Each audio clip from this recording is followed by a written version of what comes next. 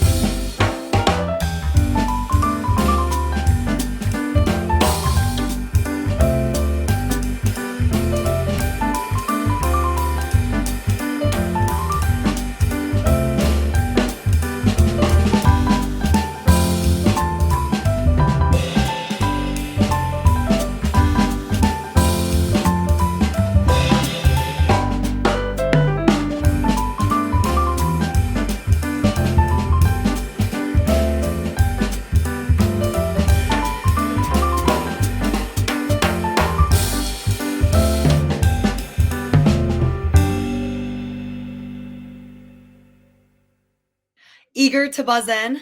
The best way to mix and mingle is to join our speakeasy by using the chat feature on the right side of your screen. Now, just be sure to select everyone and not just hosts and panelists.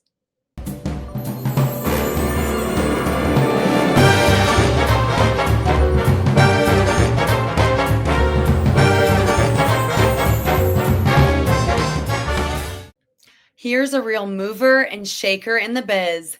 What happens when you combine man and machine? Hear from the one and only Brian Benstock. I'm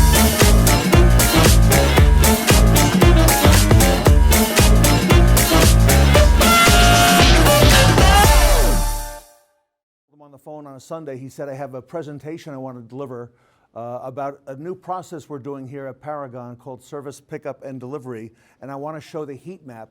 And he said, you have to promise me not to share this with anybody outside the room. I don't know if you remember that, okay? And at the time when Brian captivated the audience with the first time when we saw Service Pickup and Delivery, we didn't realize how important that would be until about 3 months later. Mark, good morning. And we saw how important Service Pickup and Delivery was as we got into early 2020, and now everybody wanted to know what Brian was doing. So everybody, without further ado, our keynote speaker from Paragon, Honda, and Acura, and White Plains Honda, Brian Benstock is with us today.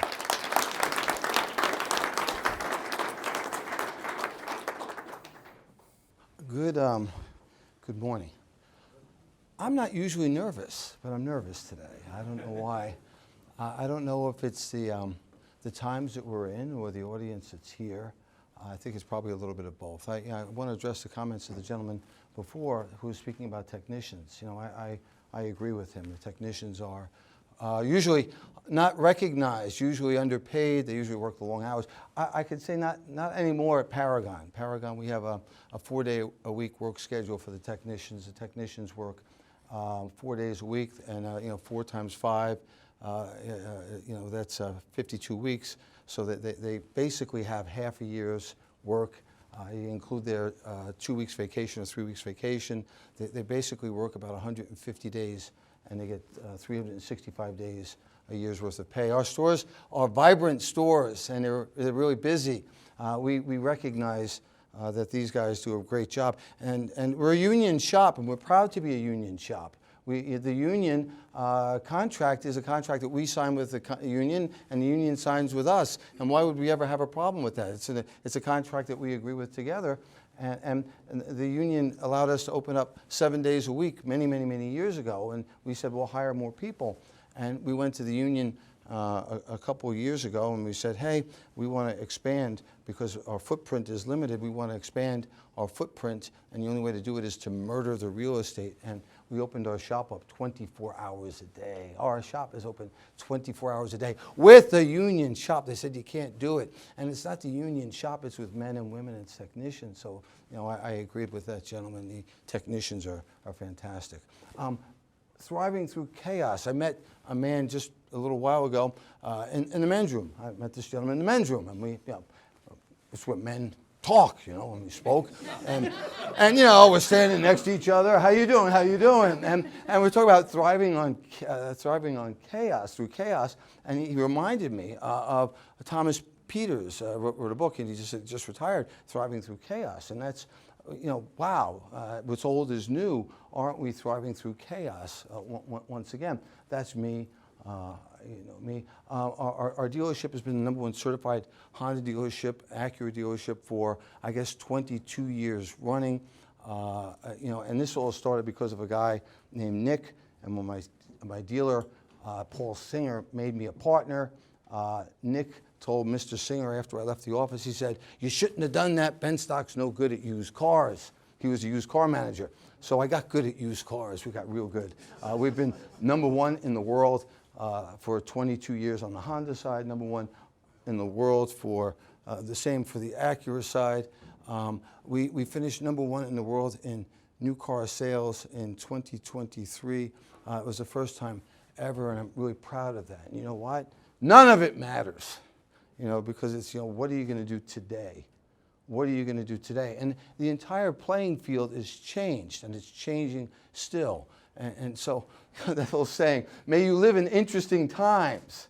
right? We live in interesting times, and we're managing market disruption like we've never seen before. I mean, at any time I wake up in the morning, I turn on the not television, but I turn on the internet, and will consumers pay more for EVs? The U.S. economy through Trump's tariffs, Waymo leads autonomy, and Tesla could quickly close the gap. How is that going to impact what we do today? I mean, I love driving, but everyone's working on autonomous cars. Can you imagine an autonomous Porsche? No! Why would you do that? But they're doing it anyhow, and they're all over the place. BYD, an assault. We were here. I was in the building over there with a friend of mine, Diana, and I drove a BYD car 3 years ago. And I said, ha! No good. I pushed the button. The ergonomics were terrible. I used the screen. Ha! No good. I drove a BYD in Kazakhstan 3 months ago. Oh my God. Phenomenal. Phenomenal. Keep them out. Keep them out. Raise the tariffs. What's going on? What's going on? Electronics, furniture, clothing, and cars, they're all about to cost more. In some cases, thousands of dollars more.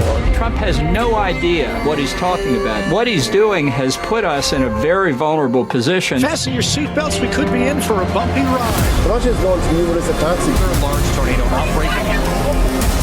Record flood level. New tariffs are in place. Car prices will rise. I want to buy a car, but it's too darn expensive. What is a buyer to do Honest to God, we don't know how to sell it.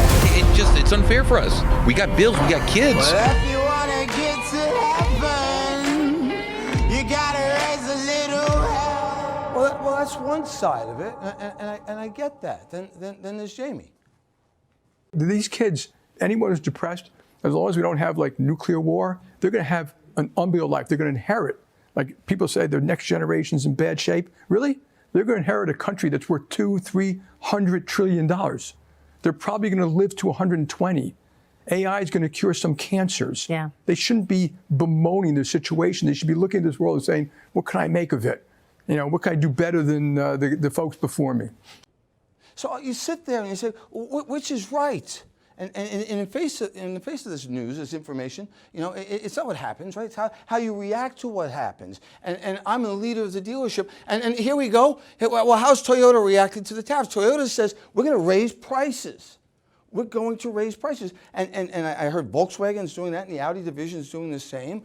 And then you see this cat. In a shocking announcement that could mark the end of China's EV dominance, Elon Musk has just revealed Tesla's 2025 Tesla Model 2 with an unbelievable price tag of under $11,759. Could this be the moment that reshapes the entire automotive industry? What if I told you this price isn't just a marketing stunt, but part of Tesla's brilliant global strategy? Yeah, now the challenge for many of us in the room, the challenge for me, is people are looking to us for the answers. You're leaders. You're leaders. We're leaders. I'm a leader. And people will say, Benstock, what do we do? And I don't have the answers. Which side's right? Is it the left? Is it the right? The Republicans, the Democrats? Is it go long? Is it go short? And so I lean into the data. I stopped using this a long time ago, my gut. And I lean into the data, and the data says that there's still a one-to-one correlation between search and purchase intent. Okay, so for every 10 people that search for a car, 9 buy a car. That's the data. You don't have to like the data, but for every 10 that look for one, 9 buy a car. And search is up 2% this year. So that's good. That's good information. That's good news. And the search is continuing for parts. It's expected to be one of the top 3 e-commerce categories for 2025. Not one of the top 3 automotive categories, but one of the top 3 e-categories, right? Okay, length of Vehicle ownership is increasing. Okay, so our technician friend there might be in the right place at the right time with the right field, and vehicle maintenance, cars are becoming more advanced. Well, you're going to need more skilled labor. Okay, so we're going to lean into that data. And if the data is driving everything we're doing, what's happening with tire search and battery search and brake search and muffler search and oil change? And when I look at my dealer colleagues, do they have search terms for these different products? And by and large, we don't. I'm not here to say, yes, we do. No, as an industry, automobile dealers don't have those search nets, their fishing nets set up there so that when customers are searching for those things, that we can catch fish. And it's surprising how long things take, and it's shocking how fast they happen. And they're happening, right? Elon Musk said the companies that will succeed in the transition will be the ones that use AI most effectively. And my job is to position Paragon, the Paragon stores, to be the guys, the gals, the ladies that use AI most effectively. But how do you do that? I think this is profound.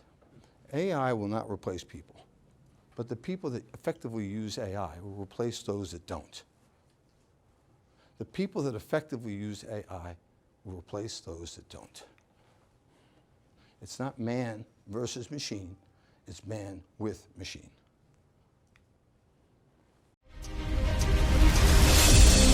Unlock the industry's most comprehensive service technology platform. Xtime delivers a simple, fully transparent digital experience for both consumers and dealers. Get approvals on additional service recommendations in as fast as 7 minutes and earn 46% more dollars per repair order with Xtime. Dealerships and OEMs have long relied on Xtime's leading position in service scheduling, multi-point inspections, service marketing, and the consumer check-in experience. Drive revenue and profitability with our proven service technology that enhances the service experience from start to finish. Gain consumer confidence and elevate the staff experience with solutions that drive convenience and speed. Set the tone for the ultimate service experience with Xtime Schedule. Maximize your team's productivity and keep customers coming back with convenient online scheduling features and robust shop capacity management with Schedule.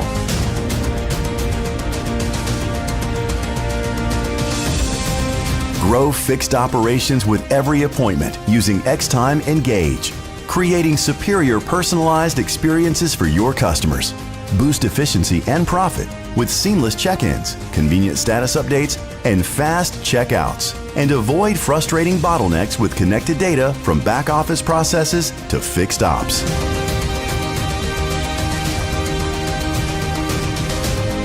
Improve your service department throughput and yield with Xtime Inspect, a fully integrated digital multi-point inspection tool.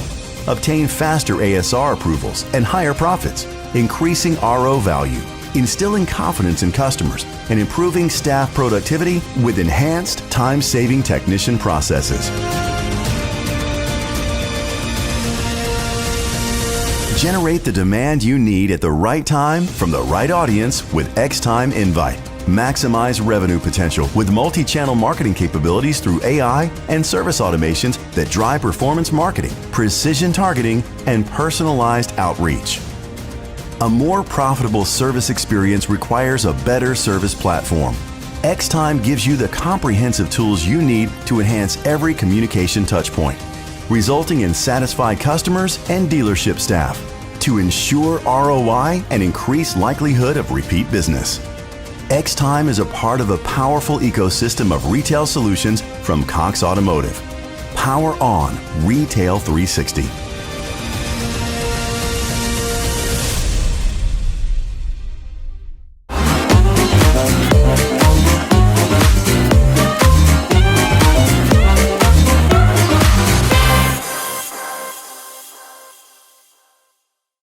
Take a look into your crystal ball and spy on the future of automotive retail with our first speaker.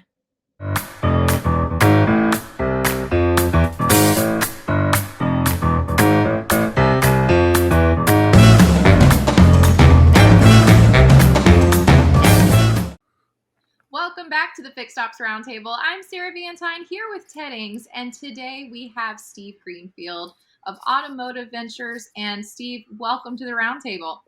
Sarah, thanks as always for having me. Really appreciate it. I'm looking forward to catching up. You know, Sarah and Steve, I can't think of a more exciting time to be in automotive retail than right now. I know we're all seeing it and feeling it. So, Steve, if it's okay, we want to ask you some questions to catch up with you on the state of the market. Let's roll. Well, Steve, the topic that Ted and I keep hearing a lot about has been AI trends. We see and hear about all the different things happening, but what are your thoughts on upcoming AI trends and their impact on fixed operations? Yeah, it's a great question and an area of particular passion for me, you know, not only as an investor, but as an industry observer. You know, Sarah, I look back at my lifetime and say there have been these really big monumental changes with technology, right? We had the PC originally, you know, we had the internet came along, and then after that, the iPhone. And at any time, you know, when you were living through those moments, it was really hard to think about just how much of an impact these things would have. And many are arguing that, you know, we're on the cusp of an even greater technological shift here with AI and just the impact it's going to have.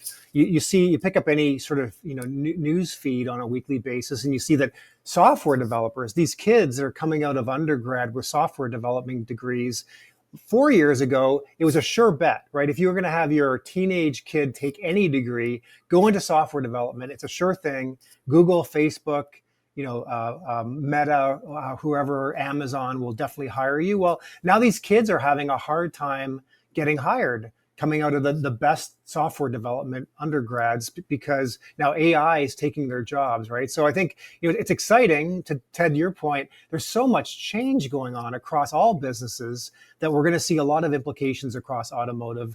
And when I look at, you know, the average car dealer, something like 60% of their entire monthly cost structure is human capital. And I think we're on the precipice of really dramatically improving productivity for all roles within the dealership. I think phase one is going to be just enhancements of productivity, right? Your employees are going to be able to do a better job more quickly, more efficiently, more throughput, et cetera. I think over time, and this is the scary part for some, is that you're going to be able to operate a dealership with far fewer employees, right? You're going to be able to lean more on your software vendors and your AI powered software to really start to, you know, reduce headcount overall. So it's exciting. At the same time, it can create a lot of anxiety with folks because the pace of change is just going to continue to increase and accelerate. But, you know, anytime we go through these major shifts in technology, there are opportunities. And for those that are listening in, I mean, to be on the cusp of this is very, very exciting. And we can kind of ride these waves like a surfer to make sure that we are benefiting from these changes as they occur. Our good friend, the three of us, Brian Benstock, recently was with us here in New York and referred to it this way. He said, just as Apple put the phone and the camera in everyone's hand with an iPhone, we're now about to put intelligence in the hands of everybody. And when everybody has that, okay, it's unthinkable, okay, of what the possibilities are. Your thoughts on that? Yeah, we're going to unlock a lot of potential, right? I imagine all three of us are tinkering around with ChatGPT, making some jobs that we used to do a lot quicker and a lot more efficient. And we're just seeing the beginning of this. But Brian's absolutely right. I mean, it's going to be a force multiplier, right? Whatever you were able to accomplish in a week this year, last year, you're going to be able to do 2 or 3x that. And it's only going to go up from there. So I do think those folks that are early adopters that get to understand at least what is this thing and how might it affect us, we're going to see it permeate, to Brian's point, everything. Every software that we use, every application on your phone is going to be enabled and powered by AI. And it's just going to anticipate what we're trying to accomplish and then allow us to accomplish those things much more quickly, faster, easier, et cetera. So it's going to be a great enabler of productivity, but there is an ugly side of it as well, which is, you know, it's also going to potentially replace some of the sort of more manual jobs that were done before, because the AI is just going to be faster, have more throughput, and do it more effectively. Steve, what areas of dealership operations right now, September of 2025, are you seeing most successfully impacted by AI or automation at the dealership level? So I think we're just scratching the surface, right? I want this all to come faster, but we're seeing a lot of the lead handling, whether it's a chat, whether it's a phone call, inbound first, and like when we call Delta, or we have to figure out who we can talk to, if anyone, at Amazon. A lot of times we are subjected to a phone call, and it's an automated robot. It may sound awfully human, but I think that consumers are getting conditioned to listening to their Delta Airlines agent, and that agent is like an automated voice. But as long as they can resolve the problem that I've got very quickly and efficiently, I think we're going to see a younger generation that doesn't really even want to talk to humans, right? Let me talk to the machines. They can solve my problem quicker, and I can interact with these machines. So I think from a dealer standpoint, you're going to be able to augment your BDC if you're using a BDC, anyone who's taking inbound phone calls. Where it gets really exciting, and we're just starting to see, is when we can start to make outbound calls. So mining your CRM for opportunities for consumers that maybe haven't been back in recently, or have outstanding work that needs to get done on their vehicles, and have the AI reach out to consumers and start to guide those consumers to get that work scheduled. I think that's where we're going to see a lot of efficiency found, and much fewer human touch points with our customers. But ironically enough, that might drive actually higher CSI. Steve, all of this is really exciting for our dealers that are listening today. And I'm sure there's still a lot of questions from our dealers when they're thinking about implementing some of these new AI companies across their organization. Not all AI is created equally, and that term applies to a broad spectrum of startups and different companies, out there. So what are you seeing in terms of AI startups that dealers should be paying attention to? Yeah, it's a great question. I do think, we're only here 6 months or so away from NADA. I would imagine that half of the vendors, no exaggeration, will be touting their new AI-powered applications, right, their features. And dealers are going to get confused, I think very confused. I mean, even just being able to compare two CRMs that are both professing to be able to do the same thing with AI, which one's better? They're all going to be saying that my AI is better than your AI, et cetera. I think just focusing on what you're trying to accomplish, right? So if that is higher CSI, if it's higher lead conversion, whatever it might be, or just increasing the throughput or productivity of your employees, be very focused on what the end goal is. And if your vendor, your AI vendor, is going to be able to drive you towards that goal. Don't worry too much and get hung up on, a lot of finger pointing around my AI is better, it's more accurate, or I'm using better models, or whatever it might be. At the end of the day, we don't have to, make the business more complex than it is. You have objectives, and your vendor should be leaned on to help you achieve your objectives, and push them. And I think that's the most practical advice I can give dealers, is like, don't get confused. It should be immaterial whether or not AI is powering some feature for one of your vendors. Be very crisp on exactly what you're trying to accomplish, and then lean on your vendors to help you get there. I want to pivot a little bit, Steve, and talk about mobile service. It seems every month, every week, it seems, more and more OEMs and dealers are getting on board who were not necessarily in the mobile service business even a few months ago. And so, Steve, what are you saying? What role is mobile service playing right now for dealerships in their fixed op strategy and OEMs? And what are you seeing in terms of how customers are responding? Yeah, so I mean, Ted, you know better than me. You and Sarah know, but if I've asked a dealer for the last 10 years, the average dealer, what their biggest problem is, they can't hire technicians, right? They've got capacity issues. And if they want to get more capacity, they need to build more bays. And I think this is a good augmentation to allow them to do more work, the right work, but more work by dispatching a or multiple mobile trucks. You still have the problem with getting technicians. to actually be in those trucks and be dispatched to the consumer's driveway or their place of work or what have you. But I think the dealers that we're hearing out there that are doing best with this, many of which are on your shows here, Ted, are really thinking about this as a good feeder into the bays back at my dealership, right? Let's take to the consumer the lighter, easier work that can be done in their driveway very quickly and efficiently. While we're there, though, we can be diagnosing the vehicles through a multi-point inspection to figure out, is there work then we can upsell to the consumer to encourage them to take that more complex work back to the dealerships. It's actually a beautiful situation if the light, easier work gets done by my mobile mechanics, and that drives more heavy work, the upsells back into my bays where I've got maybe more experienced technicians that can do more complex work, et cetera. There should be sort of a load balancing, and then overall grosses should go up overall. But I mean, as you've explored multiple times, Ted, with some of the dealers, it takes a lot of work and a lot of finesse to find that balance.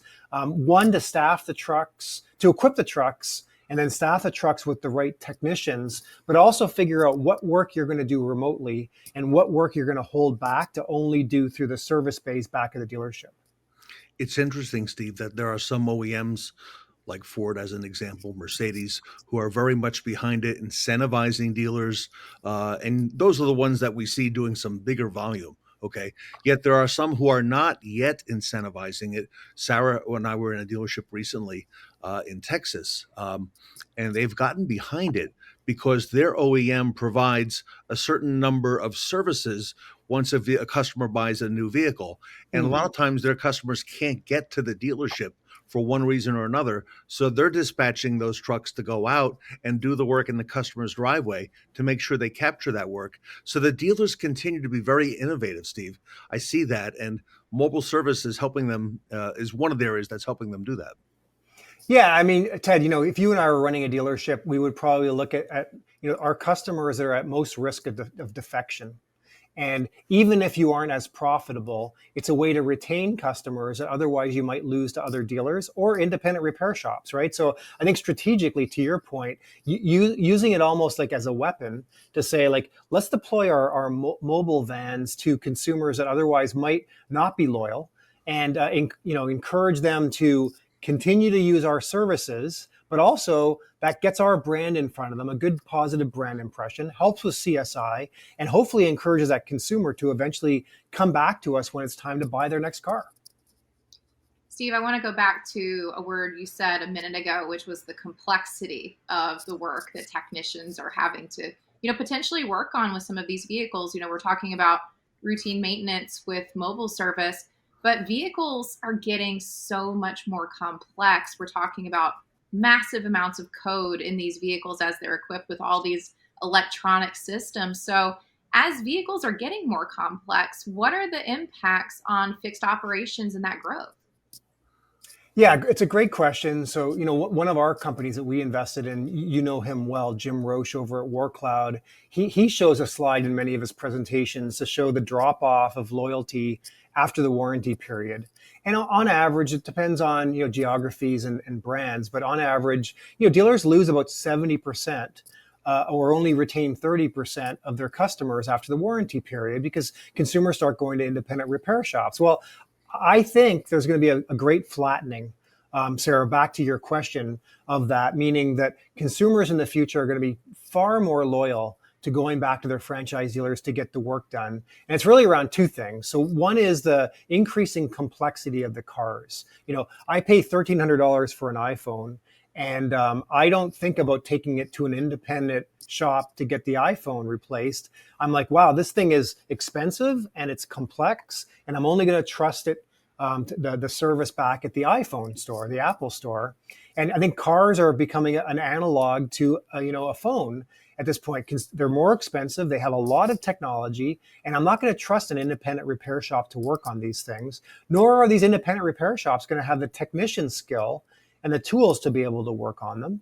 So that's number one. Number two is I think that, we're on the cusp of the cars getting so good at diagnosing themselves by telling the consumer and alerting the consumer, hey, Steve, you've got work that needs to get done, and can I help you get that scheduled? So whether that's on an app, whether it's on the screen in the car, in the cabin, the cars are going to have sensors that diagnose work that is about to fail, like components that are about to fail where the work needs to get done. And it sure is not going to drive the consumer to go get that work done at a Jiffy Lube. It's going to recommend the dealer that they bought the car at, or if they've moved out of state, the closest dealers nearby of the same brand. So I think these two things, like the car complexity, driving loyalty back to dealers, as well as the vehicles themselves, driving back loyalty overall by anticipating through sensors and then recommending the franchise dealers. We're going to see a lot more loyalty back, and I suspect that 30% retention is going to just naturally over time increase dramatically. So the good thing is all of this means dealers are going to be busier than ever in terms of fixed ops, and fixed ops is going to continue to drive more revenue and more profitability overall for the average franchise dealer. I want to follow up with one more question. Recently, and I'll bring up Brian Benstock's name again, we mentioned parts, okay, the parts department, as not perhaps being the sexiest part of the car dealership. And Brian Benstock said, no, that is the sexiest part of the car dealership because they're doing so many innovative things in parts. And Steve, we see dealers now around the country in the parts e-commerce business. In fact, parts has been shown to be one of the great growth areas for all e-commerce, not just automotive. And from what we see, that industry is growing into the not just billions, but many tens of billions of dollars over the next few years. So what is some of your advice there as dealers look for growth opportunities in parts beyond the traditional counter and their traditional market area and traditional wholesale by going online and selling them on eBay, on Amazon, even having their own parts stores? Your thoughts on that? Yeah, so I think from the top down, great point. Totally agree with Brian, as usual. From the top down, you're thinking about the OEMs are going to be focusing more than ever on using OEM parts and encouraging and incentivizing dealers to use OEM parts in the vehicle maintenance and repair for the vehicle. So OEMs make a lot of profit off their parts businesses, and they're going to be encouraging and trying to help dealers. I think that's number one. Number two is I think that there are dealers that run their parts department very mechanically, as they would their used car operations or new car operations, and there's ones that aren't. So I think there are probably opportunities to focus on those parts, get rid of the obsolete parts, focus on those parts that turn and deliver the highest margin, just as you would stock, your used car operations overall. And then I think working with vendors makes a lot of sense as well. I think that working with your vendors to make sure that they are helping you run your parts department like a well-oiled machine to deliver more profitability into the future. It's one of a couple of departments within a dealership where you can really get independence, right? You're not relying on the OEM building a car that the consumer may or may not want and, monkeying around with your front end grosses. You have control about what parts you stock and running it more scientifically as you would a good used car operation to make sure that you've got the right parts in stock that deliver the highest margin and that turn the fastest. Wow, a lot there. Steve, exciting time to be in our industry. Automotive Ventures, talk to us a little bit about what you're doing. Are you still working on multiple different companies and offerings and technologies? And are you still seeing a lot of things coming across your desk that are brand new? Yeah, more than ever. We're seeing more than 200 companies a month, if you can believe it. So, more than 2,000 companies a year.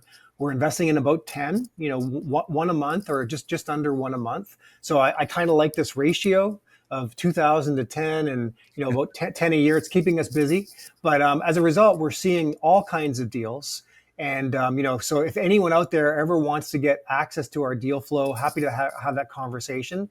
There is, as you know, a lot of innovation that's going on in the space. Luckily enough, we're kind of in this enviable position where we're seeing most, if not all of that.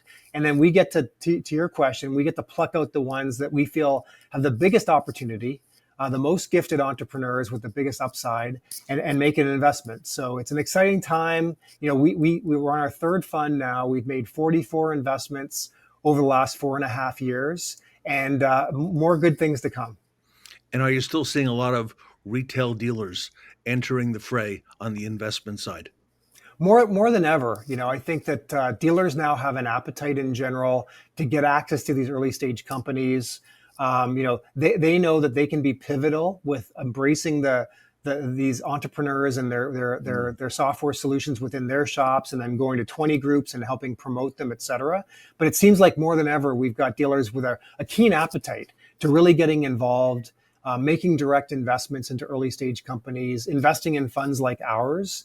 And, it's amazing to me in my travels how often I come across dealer principals who have made direct investments into not one, but multiple early stage companies. That's right. Sarah, exciting times.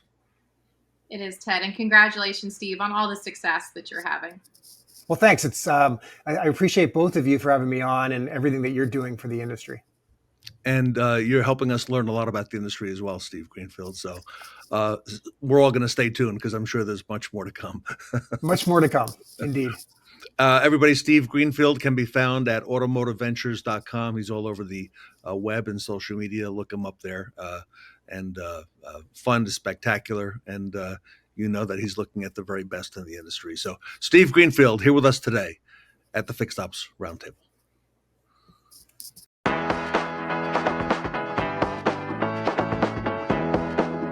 With the integration of UVI and vAuto together, it really brings the best of both worlds. It brings you the digital forefront as far as what UVI can bring. It brings you the knowledge and backing of acquisition and everything vAuto has to incorporate. Having that together allows not only your managers and your acquisition team to do more effectively, you're also catching the customer at the quickest time and turnaround. That kind of automation, to put it in perspective, if you have $1 million inventory and you have $200,000 that's sitting out there that's not being used, well, today we can get those $200,000 photographed and merchandised instantly. And so what we like is the ability to be able to scan our vehicles as they're coming in. We're able to tag that into our appraisals, our inspection process. This level of detail that it's able to deliver to our team is certainly incredible, and it's the future, and us being able to leverage today's technology to be able to accomplish that is everything that we're looking for. Understanding that service is really the lifeblood of a lot of brands.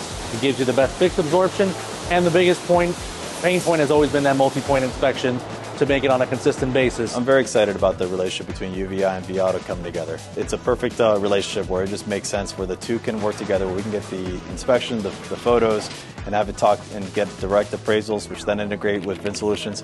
That entire ecosystem speaks exactly to what we're looking to accomplish. And so the fact that you guys are working together, I think it truly is the next best step for us.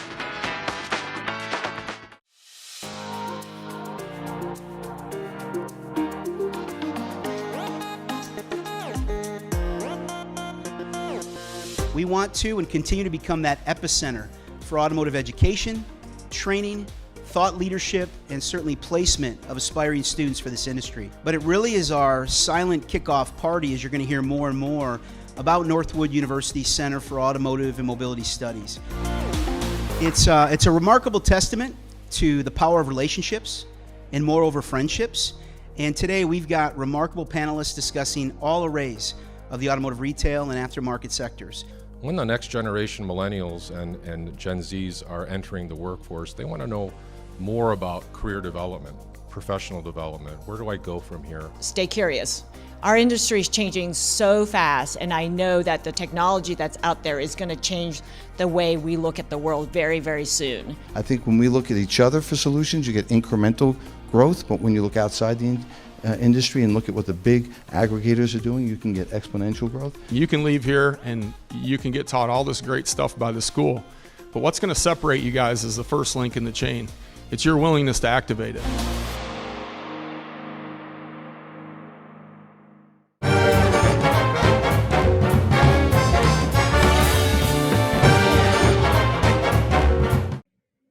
Our next segment coming down the conveyor belt is the Process Automation Panel, filmed live at our pop-up event in New York City.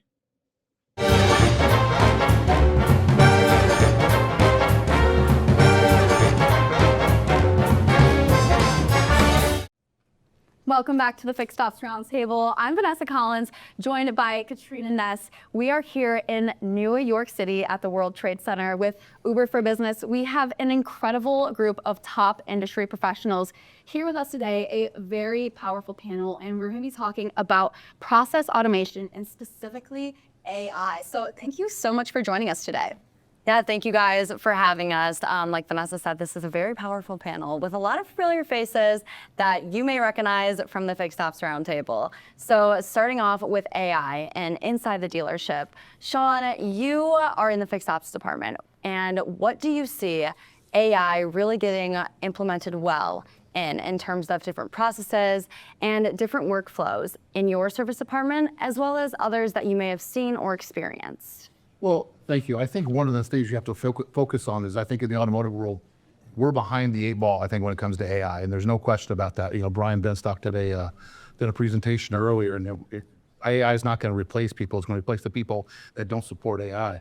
And, you know, we've all tried the outbound phone calls, the inbound phone calls. Clients have met that with some resistance or non-resistance, but either you're going to get behind it or you're going to fail, because that's what it is. That's where it's going. You know, people are hard to find. AI helps solve that issue, and we're not with it, you're going to find yourself literally out of business. Right, exactly. And Tom, what about you? Are there any specific areas that you see it working well within your service department or within dealerships across the board? Sure. Currently, right now, we've got 2 areas that it's working pretty well for us. First, so we have a 45-person BDC. We handle roughly 1 million phone calls a year through that department. So being able to take some of those easier phone calls off of that staff is allowing them to focus on things like decline services and do some other things for us that they didn't have the time to do before. The other area right now where we're having some success is working with a partner that is working to automate our warranty processing operations. Yeah. Another spot where there can be a lot of loss. You got to keep a close eye on your warranty schedules and those repair orders. So being able to automate makes it a little bit easier. Thank you. And then Chris Walsh, President and CEO of Reynolds & Reynolds. You guys have so many different products across the board. So implementing AI, what is that like in a larger corporation like that? I mean, it's if anything, that's a big project like this, it's challenging, but, you know, we really try to look at, you know, focus on what are some problems that AI can solve, you know, in a dealership, and engineer things from that, you know, perspective. So I think, you know, going from a phone call to an online service reservation, I think is something, you know, that AI can really be helpful with. I think the reconditioning, you know, side of the business, you know, not just what you need to do to a vehicle, but what should you do to that vehicle in order to put it in a position that it's going to likely sell, you know, quickly. It would be fun to put, you know, a price on it and put it out on your lot. So I think those 2 workflows are 2 areas that we really try to look at hard. Yeah, and I think Shon said it very well in the beginning too. You know, if you're not implementing AI, it's not replacing people, but it will replace the people that don't use it and don't have it in place, because it's a great resource for many dealers and dealerships to use. Absolutely, yeah. It's talked about a lot in this industry how important AI is, but also how important that human interaction is. So, Brian Kramer, I want to go over to you. How do you balance automation with the human touch, especially in customer communications? What's your take on that? So I would say, you know, there's about to be more. There already is more data saturation than we can handle today, and there's more stuff coming at our people, and there's more data to analyze. Now, luckily, AI can break that down. We recently did a study of reconditioning and what are the most, you know, when somebody's appraising a car, right? Everybody's always asking the service manager, I need your help. I need you to discount the parts. I need you to discount the labor. I can't pay full retail. When they didn't walk around the car, they didn't scan it with an OBD. That's one thing. They might miss a few items, as Mike Boyd and I were talking about earlier. But what we see more often than not, that there's, out of, let's say, 20 appraisers, there's 2 appraisers that are not good at appraising tires, the values of them, and windshields. And they don't know that on 2023 to 2024 ADAS windshields, that they aren't $800 anymore, they're $2,400 or $3,500. And that would have taken us months to comb through all that data, collate it, and sort it. And AI did it in a matter of seconds. But I think that's the first thing. Second thing is, AI is going to become so efficient with all the texting and everything we saw from Brian Benstock's panel earlier. What's I believe is going to be the number one need is to train all of our associates to live up to those promises and live up to the expectations. After AI answers all these questions and says, here's what you can expect, that handoff to the person in the store, actually, that's where the training is going to begin. And those expectations, like Blink AI, you can set all the, answer all the questions and say, this is what it's going to be. And then if they don't honor all those commitments that were made online, it's going to come off the tracks. Right.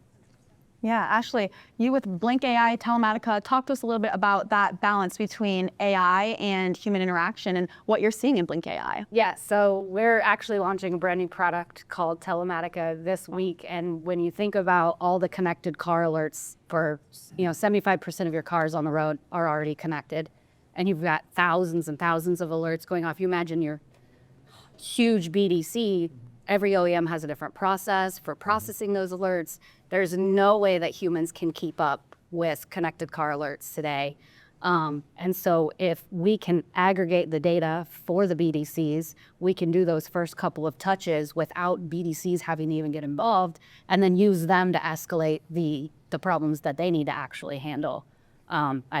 We've always said we have to wrap our arms around our advisors and our BDCs. They have a hard job, and AI can only enhance what they're able to do in their departments. Absolutely. And Mark, what about you with Sky Vision? Yeah, I think that the human piece is more critical than AI when it comes down to it. The problem is the inability of the humans to keep track of all the vehicles and all the customers they need to during the times. So what we're seeing is that if you make it assistive and you start with the advisors, the service managers, technicians on what they want the AI to do, in our case with the cameras, Brian Benstock say he's going to get the security dog, robo dogs. Well, those dogs have cameras, but dealerships already have tons of cameras, a $300 one-time cost of goods sold. And if you train that on what the process should be and should not be, conversely, then the assistive piece is big, and not having to put a sticker on or plug a device in to reveal to track everything going through the flow correctly. And so we're seeing that the camera with express service especially can already let you know when things are hung up, when it starts greeting customer in staging, time and what's happening on the rack, can assist the technician through gestures with what's going on the rack. When it gets to car wash, et cetera, can it be more transparent for the customer? Because that's what the customer wants, the transparency of the process, not just the speed. And I think how you use tools like computer vision or camera AI and the other language models and types, you just need to make them assistive because the human piece is more critical. Yeah, absolutely. We also have Rob Leary from BG Products. And what are you seeing on your sector of the industry with AI being implemented within your organization? Yeah, so from BG's perspective, kind of two fronts. Yeah. First is kind of the appointment BDC side that we talked about, and really creating an environment where, a BDC, while as good as they could be, they don't always do what we want them to do, right? And I'm always going to ask the questions about, well, did you consider this maintenance service? Yeah, it's an oil change that you want, but have you considered the maintenance that you're due for? So we believe AI is going to really help us get there. In fact, we just did a pilot for a store in northern Florida, and we got for our fuel product alone, we got a 25% greater lift using AI in the appointment process versus not using AI. So that was one really quick ROI that we got. The other way we're using it, we have a warranty analysis tool that we use now. And if you know anything about the warranty analysis business, every state has a different statute, right, on how they conduct a warranty analysis. Every manufacturer has a different analysis on how they do their exceptions, et cetera. So AI allows us now to learn every state statute, right, and then learn every OEM statute, and then understand how those warranty elements, the exceptions as we call them, how those are all formulated by manufacturers. So we can take that machine learning, if you will, the AI, and now we can literally slice that data. We can look at the warranty analysis, and we can do what took us days to do now within a matter of minutes, literally.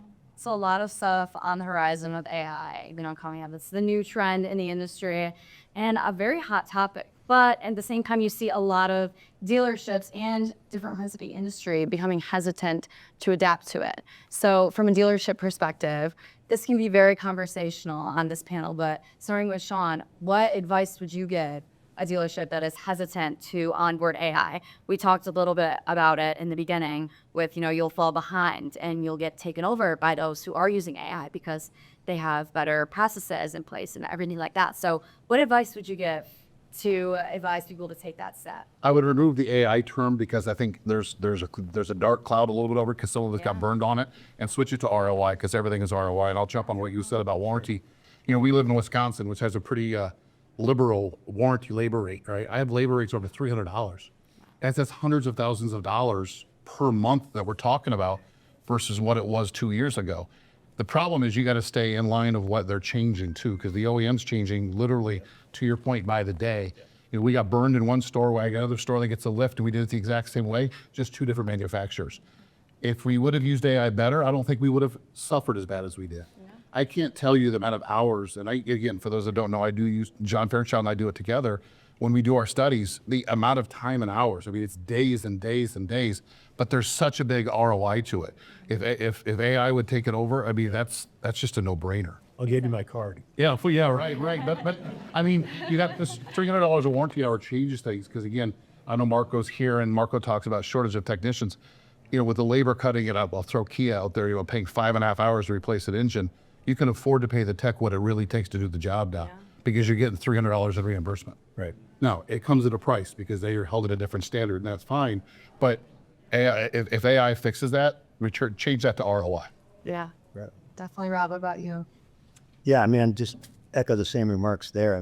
It really is about ROI, I think, and we're starting to see it. And I think as we evolve into this, as we all said, we're kind of behind the 8 ball a little bit in terms of AI, but I think the sky's the limit in terms of ROI for that product, and just like not only on the sales side of it, but the development side. So Chris and I had that common theme together on the development side, what it can do for our developers and making them that much more productive. Maybe have them work on more difficult challenges and let AI do the easy stuff, the replicable stuff. So that makes a lot of sense. And Ashleigh, you were just saying that you were on a demo with a customer, or you pulled her for this panel. So working with customers every single day, what kind of initiative and push would you show them to adapt AI? You have to hold your vendors accountable, right? You have to pick the right partners that are going to give you, like Shon said, the ROI, and that are going to work with you. You have to pick innovative partners, not one and done. Here's an AI phone solution. Good luck. You have to pick the right partners and hold your vendors accountable. Exactly. Yeah, absolutely. And I think this hesitation to adopt AI really does stem from misconceptions and false information out there about AI as a solution. So my next question is, are there any common misconceptions about AI that you've had to address within your organization? If we could start with Chris.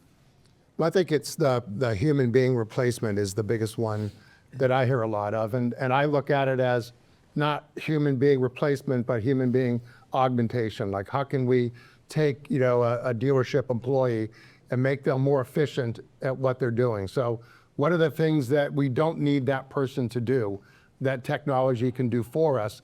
And the things that we really need that person to do, the human interaction piece of it, or maybe getting the customer to come in or whatever it happens to be when you're in front of them, let them do those kinds of things that they are really good at, that we need a person to do, and use technology for the things that we don't really need a human being to do. So I think that's the biggest fear everybody has. Outside of data privacy is probably another one people are really worried about. There's a lot of PII in a dealership. What happens if something breaks there and gets out? So there's some hesitation about that as well. For sure. Mark, are you seeing similar things within your organization?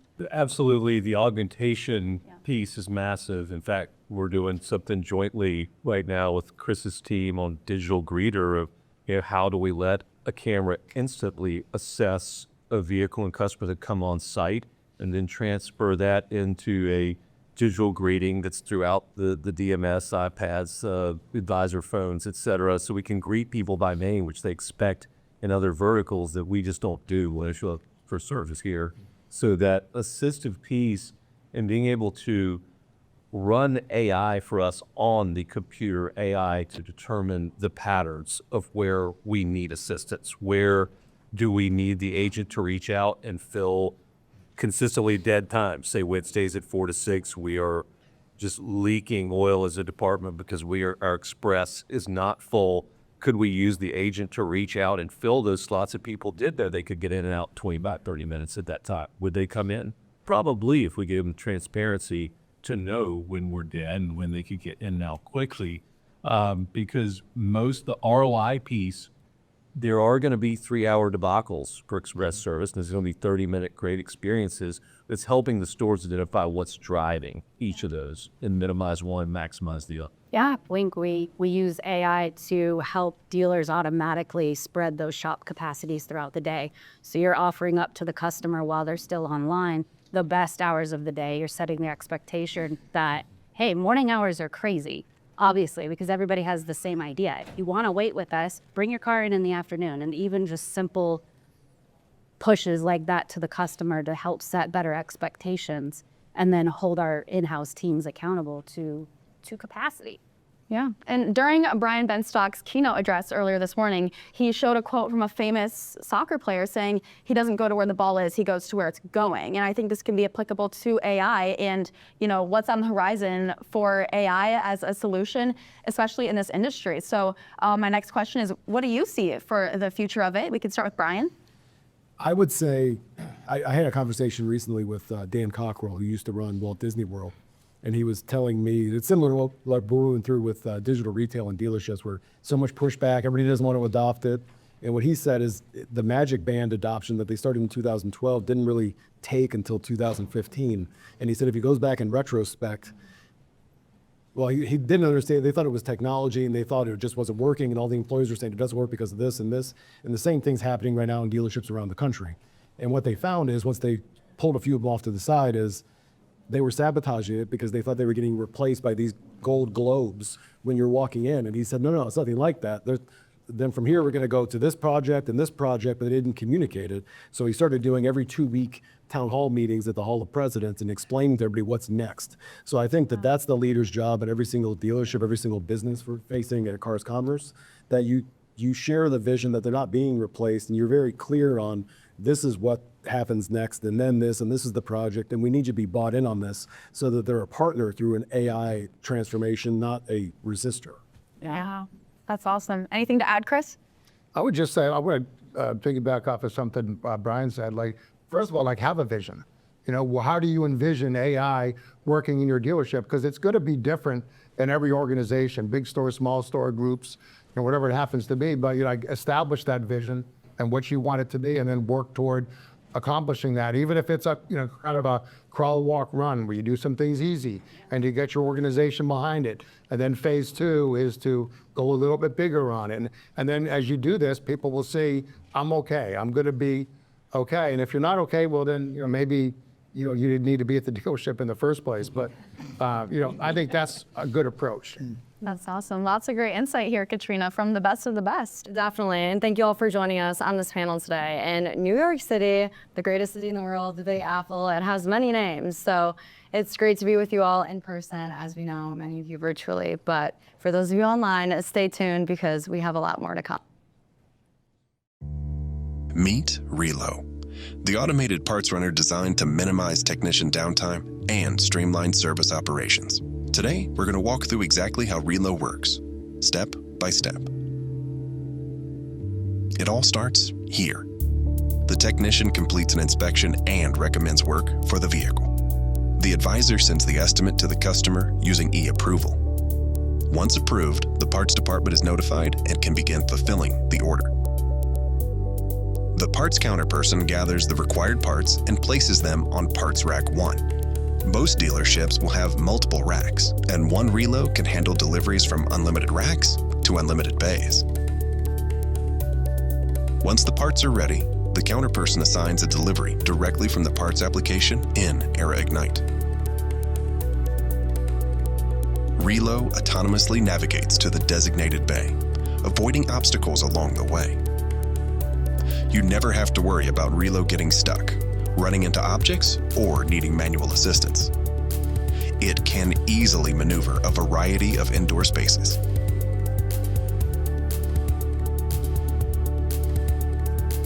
Once it arrives at the service bay, the technician retrieves the parts without ever leaving their workspace.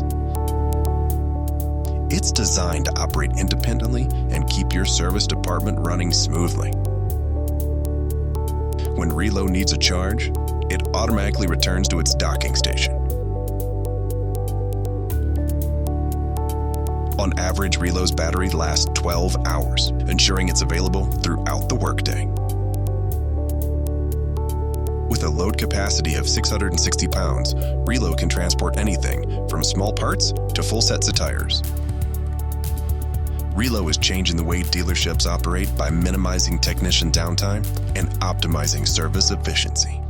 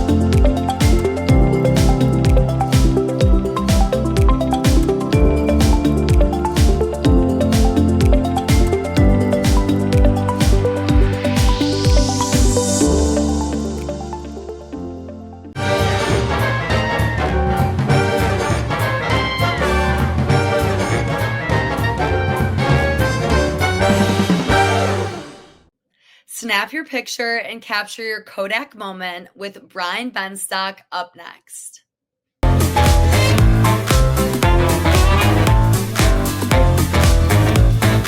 But when a young guy, I picture it's a young guy, goes up to the CEO and says, hey, I got this thing called a digital camera. The CEO says, hey, dummy, you know how we make money? We make money in film processing and we make money in paper. And digital doesn't require either. We're not doing this.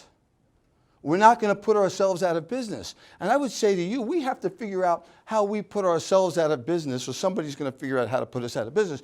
And then he said the transition is like changing a fan belt on a moving engine. But I would suggest to you, there's a way that we can do this. You have your disruptive business model, and you have your core business model, and you transition, right? And so by not doing that... A Kodak moment used to mean something. It's a Kodak moment. Kodak's failure to embrace the digital camera is a lesson of the power of the market. No industry or business can resist change. You have to adapt, even if that means competing with yourself. So I've got this question.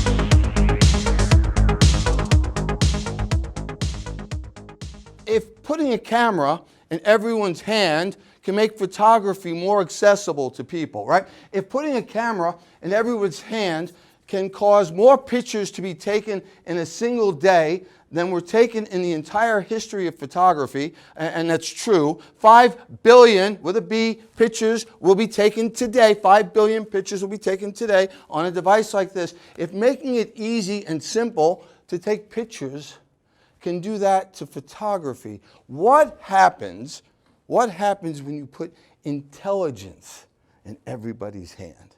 How profound is that? If we can put intelligence in everybody's hand. And it's not if, it's which intelligence are you going to have, because everyone's going to have it. Approximately 5 billion pictures are taken. That represents 92% of all the pictures that were taken. And I'm saying, what do we do when that's in everyone's hands? And I think it's really exciting. You know, yesterday, the CEO of Fiverr emailed his entire organization, and he essentially said, I don't want to sugarcoat anything. AI is coming for your jobs, and it's actually coming for my job too. And he said, you must understand that what was once considered easy tasks will no longer exist. What was once considered hard tasks will be the new easy, and what was considered impossible tasks will be the new hard. And I think he has one thing right, which is we all need to master these particular skills. But I think what he has wrong is the possibilities and the opportunities around AI. The more accurate statement is that AI allows you to do any job. What happens when a plumber becomes a coder? When a marketer becomes an accountant? When a designer becomes an engineer? When a mother becomes a doctor? When a child becomes a teacher? Incredible possibilities arise. I don't think we've even started to think about all the implications that all the industries created because of AI. You know, if you think about the automobile created and revolutionized all these industries, from hotels to tourism to food to trucking to energy and insurance. These industries that we never even contemplated. And my punchline is that I think the jobs of the future are going to be unimaginable. The industries that we create will be unimaginable. So I'm in that camp, and I'm filled with optimism and a healthy dose of fear. And I'm saying, where can we take this? And I'll bring it back to automotive. Where can we take what are the possibilities? And we've got cars people here. We've got Brian Kramer here. And aren't we all convinced with AI, if I have 400 cars in inventory, aren't we convinced beyond the shadow of a doubt that AI could line up 400 buyers in 5 seconds and sell all of those cars for the asking price in 5 seconds? Isn't that profound? Isn't that exciting? As long as I'm the only one with that technology, it's fantastic. What do you do when everyone has that technology?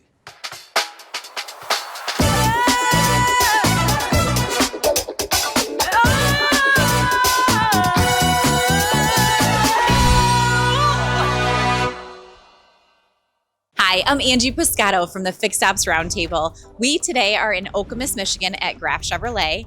We are talking all things fixed ops, but in particular, technician multi-point inspection videos. Patrick does the technician multi-point inspections every day. So I wanted to get a perspective from you on what exactly you feel like that adds to the service experience. I feel like it gives the customer a great idea of what's going on with their vehicle as far as issues they might have. A visual representation is the best thing you can do as far as showing someone what's going on with their vehicle, and also be able to give them the explanation of what's going on as well. Sometimes things can be lost in translation from one person to another when it comes to reaching out to a customer. So video is the best thing you can do for that. So it's been a great system. Yeah, absolutely. Now, I got the chance to see you in action a few times. Tell me, how long does it take normally per each video? Generally between a minute to 4 minutes, depending on, if there's a lot of issues with the vehicle or if it's a newer vehicle. If it's a brand new vehicle, usually around a minute, but you need to go more in depth and explain what's going on with the vehicle to take up to 4 minutes.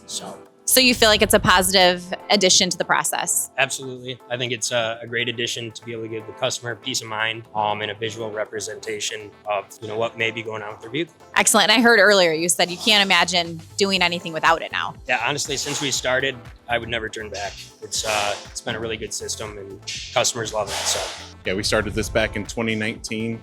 We just thought it was a great idea to show customers transparency. It's a great tool to have for the customer to just see what we're seeing on their vehicle. There's always that worry of, is this actually what's wrong with my vehicle? So to show them, hey, your oil cooler lines are leaking, your brakes are bad, your tires are low on tread depth, just be able to visualize that and actually see their vehicle. It's just a tremendous help. Have you had any particular customer feedback in regards to these videos? Yes, our customers absolutely loved it, especially back in 2019 when we started it. It just blew customers away. Absolutely. I'm sure it's unnerving and very also exciting to see your own vehicle in the air. The technician takes the customer underneath with the camera, right? Yep. And shows them what types of things underneath the car. Have you run into any roadblocks with technicians or, developing this process within the shop? I know when we initially started it, I would say 80% of the shop was on board. Some of the older techs that have been here for quite a while, they had a little pushback on doing the video, but once we showed them, hey, this is going to help, this is going to allow the customer to see what you're seeing and not to think that, you're lying trying to upsell them something that's not needed. Yeah, and for being such an early adopter, I feel like Graf Chevy and the whole organization did this really probably a few years before a lot of the other dealerships came on board. It's like I said, a relatively new thing. How are you able to keep the momentum going and get technicians excited about getting under the car and shooting these videos? For one, we do pay them to do the video, so that's obviously a big help. but two, again, just knowing that they have that connection with the customer, showing them underneath what's going on with their vehicle, and just the transparency. I think that's the huge key with these videos, just being transparent with the customer. Absolutely. Well, thank you so much, Tom. Not a problem. Thank you.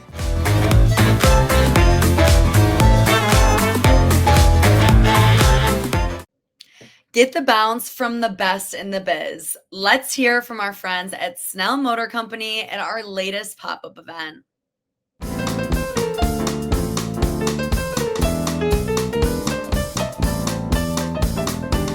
Hello, everyone, and welcome to the Fixed Ops Roundtable. I'm Katrina Ness, joined by Ted Ings, and we are here in Dallas, Texas at the Snell Motor Company. Ted, we have a very exciting day ahead of us. Katrina, we do. What a beautiful Jaguar Land Rover facility. We're very grateful to Ken Mauldin, the Fixed Operations Director for the group, and Rebecca DeLeon, who handles the talent acquisition for the group as well. Rebecca and Ken, thanks for having us in. Absolutely. Thank you guys for coming today. We're excited. Absolutely. Absolutely. It's going to be a great day. We have a lot in store. We're going to be talking about the company itself, the people that actually make the company itself, looking at our careers, our culture, people development, all kinds of good stuff's going to happen today. Yeah. We have some exciting panels. Katrina and I want to thank both of you for helping to put them together. Also, a big shout out to the Reynolds and Reynolds Company for helping to set this up. They nominated the Snell Motor Company last year to be a certified dealer at the Fixed Ops Roundtable. So, Ken and Rebecca, congratulations on that as well. Thank you. Thank you. You know, Katrina, you and I have seen some of the best dealers in the country, and I think we're in for a really strong treat today. And here we are, Katrina, in service, right, doing the event here. Exactly. We are in the shop live and kicking it off strong today. Rebecca has a beautiful setup going for us, and we're so excited to get this day started. So, without further ado, if that's okay. Absolutely. Let's keep going. Let's get the show on the road. And Katrina and I are here at Snell Motor Company, Jaguar Land Rover. We're in Dallas, Texas with the Fixed Ops Roundtable. Katrina and I will be right back.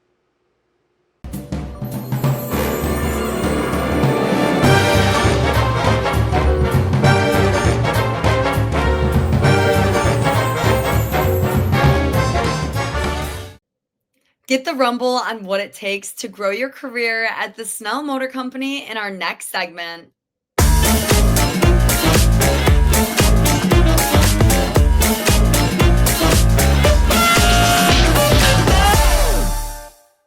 Hello, everyone, and welcome back to the Fixed Ops Roundtable. I'm Katrina Ness, joined by Ted Ings, and we are here in Dallas, Texas at the Snell Motor Company. Right now, we have our career path panel. Ted, this is a very exciting panel that I'm so excited to jump into. It is. It's a frequent topic that we have at the roundtable. We're here at the Jaguar Land Rover dealership today. I'd like to ask each of you to introduce yourselves and tell us what you do for Snell, starting with Marcelo right here. My name is Marcelo Rodriguez. I am a service advisor here at this store. Hey guys, Adam McNatt, shop foreman, Land Rover Frisco. Rebecca DeLeon. I am over talent acquisition. Diego Martinez, Service Director, Jaguar Land Rover Austin. Ken Mauldin, Platform Director for the Snell Group. Ryan Schock, Service Manager here at Land Rover Dallas. So, Ken, here at Snell, what role does leadership and mentorship play in professional growth and pushing up employees, and how is that kind of intertwined in our culture? You know, it's a huge thing here at the Snell Group. We have been heavily focused the last few months on what do our career paths look like for our team. It's all about your people. If you don't have your people involved in your day-to-day business and what their careers and future look like, you're not going to be successful. Rebecca does a really good job of keeping the talent acquisition flowing and keeping it moving in here. And then once we get them here, working on the plans of what their day-to-day looks like and how we can grow them to obviously be a better leader for the company, but also a better person in general. Yeah, absolutely. To that kind of, to piggyback off of what Ken said was, when we look for talent outside of the company and bringing them in, what we want to do is be able to develop kind of where they want to go and kind of mirror that in their career path with us. And so to Ken's, notes, then the last 6 months we have been able to really succession plan throughout our company, which has been one of the most amazing things here for us. But even as they onboard and start the, interview process, right? I always go, where do you want to go? Tell me what you want to do in 5 months from now, a year from now, 2 years from now, and then really get their motivators Do you love fishing? Are you doing this for your kids? And then kind of building a career path for them in that aspect. Wow, Rebecca, that's amazing, and really gauging what your employees see themselves doing in the future. And so at the end of the day, everyone's happy and you know everyone's end goals and can guarantee that they'll stay at the company for a long time because employee retention is absolutely huge. Diego, what has your career path been like here at Snell? And have you had any mentors or leaders that have been key components in pushing you up? I have a lot of mentors. Some of them are here with us right now. It's been a great experience being with this company. I was an advisor here. I left for a little while and then I got the opportunity to come back. And really, they gave me every chance, every thing that I desired with coming back. I was able to move from advisor to service manager, from service manager to director now. So it definitely helps with the company and seeing other people move ahead. Definitely, definitely. Marcella, what about yourself? I started off here as a parts warehouse and moved to the parts counter. And then luckily I had Diego. He helped me move to service advisor, which I am now. So, Yeah, Adam? For me, it was simple. Coming in as a technician, I knew I wanted to be a shop foreman at some point, and then it was just putting those steps in place to get to that point. And what I really like about this place and these people in the culture is that they invite you into those processes. They ask the questions, and more importantly, they want to know where you're at. They want to know, like what Rebecca was saying, what do you see yourself 5 years from now? And then it was just putting those steps in place to get to that.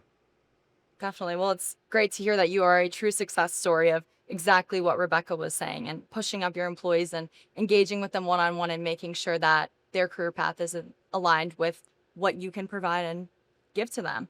Ryan, what about yourself? My path was a little bit different. I started with Land Rover up in Oklahoma City. I've transitioned down here, and with the great people that I've been surrounded with, I hired in about the same time as Diego, and so kind of got to follow his path, and then work up to, service manager from the service advisor position. Wow. Did you have any mentors that played a crucial role I in your did. career path? I did, especially back in my Kansas days of being in dealerships up there. A gentleman by the name Corey Walsher has been in the industry and helped me kind of get to where I am. Wonderful. Absolutely. I want to pivot a little bit, everybody, and talk to you about the technician program and maybe how that's transformed careers and what are the plans for its future growth. That affects everybody here. Ken, if you'd lead us off on that topic.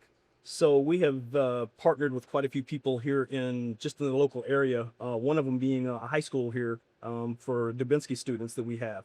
Rebecca has done a really good job of setting us up for success with that company and following through with what it looks like. I'll let her chime in more on what that does look like. I was going to say, do not give me all the credit because all I do is sign us up and then I tee it off to, Adams of the world. And, so he's done an incredible job. When we first launched it here for our JLR Dallas, we had Alex kind of take the lead on it, and you guys will get to know him a little bit later. But we kind of started the process here, and last year I go, all right, Frisco, here you go. And so Adam was really nice to go, all right, give me 5 kids. And I think more so because you went through that path, right, Adam? And you knew how hard it was to become a great technician and have people to kind of advocate for you. So talk to us a little bit about what that's done for you in your career path. Sure. What I really like about it is the excitement. And these guys come to us and they recognize that we're offering more than just a job, we're offering a career path. And we're offering them to be part of something bigger than just them, but what we like to call family. And specifically what we're selling is purpose, right? Because you're learning something more than just, as a technician, how to work on vehicles. But you're learning more about yourself, patience, resilience, willingness to learn, things of that nature. And so that's what we're looking for, and that's what these guys were coming to us with. Absolutely. Adam, what advice would you give dealers looking to grow something like this? I would say invite them into your processes. Show them what makes you or what makes them welcomed, right? So anytime we're looking for applicants, we're looking for those that are looking for, like I said, a career path. Yeah, I think to that aspect, Adam hit it spot on.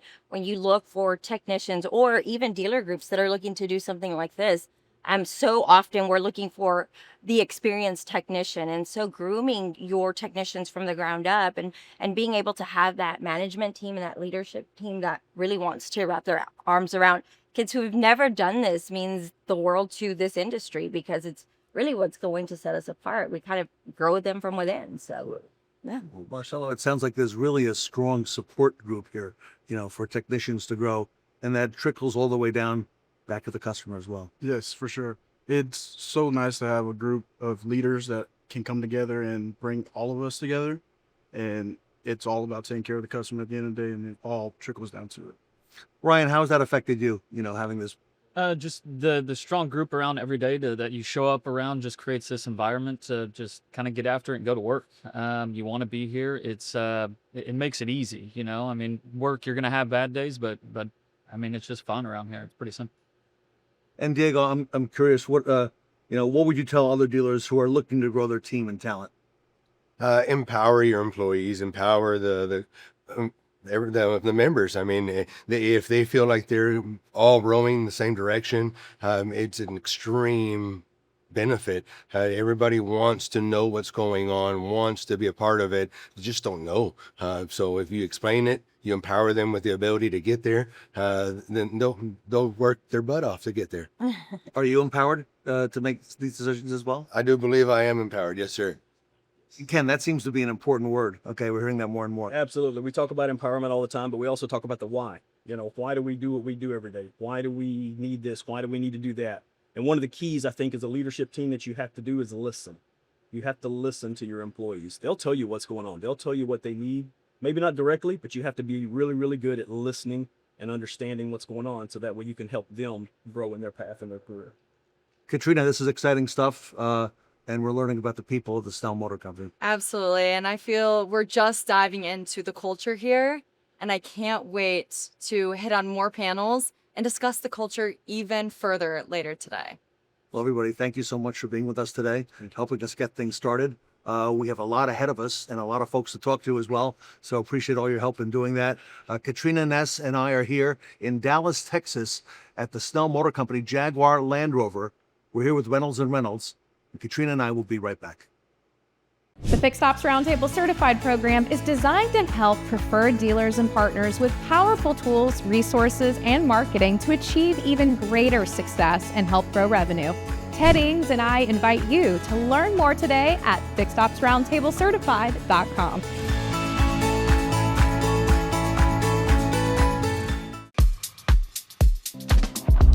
You have money on the line, but this revenue doesn't have to stay on hold.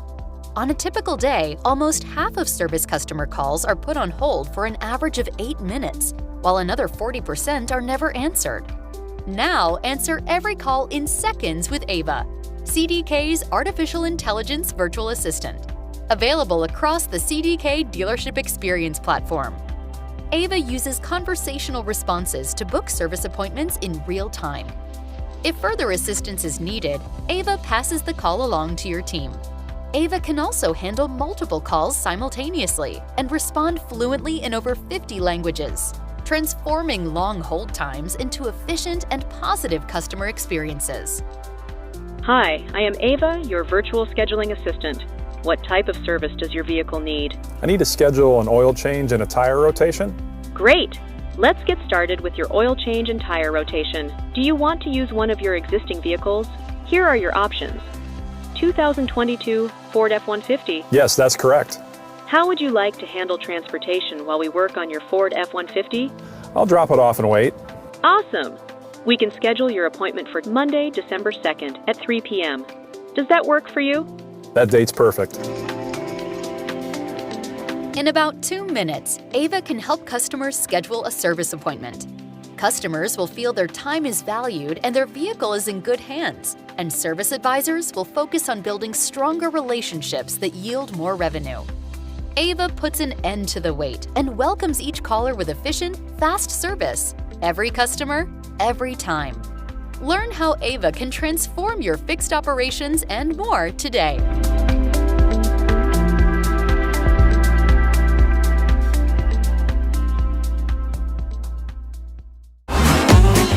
Don't take the bounce just yet. Ladies and gentlemen, welcome back to the Fixed Ops Roundtable Roaring 20s Second Swing event. Shine a spotlight on our service advisors as we hear the latest on recruiting, development, and retention of advisors with our Dinatron panel.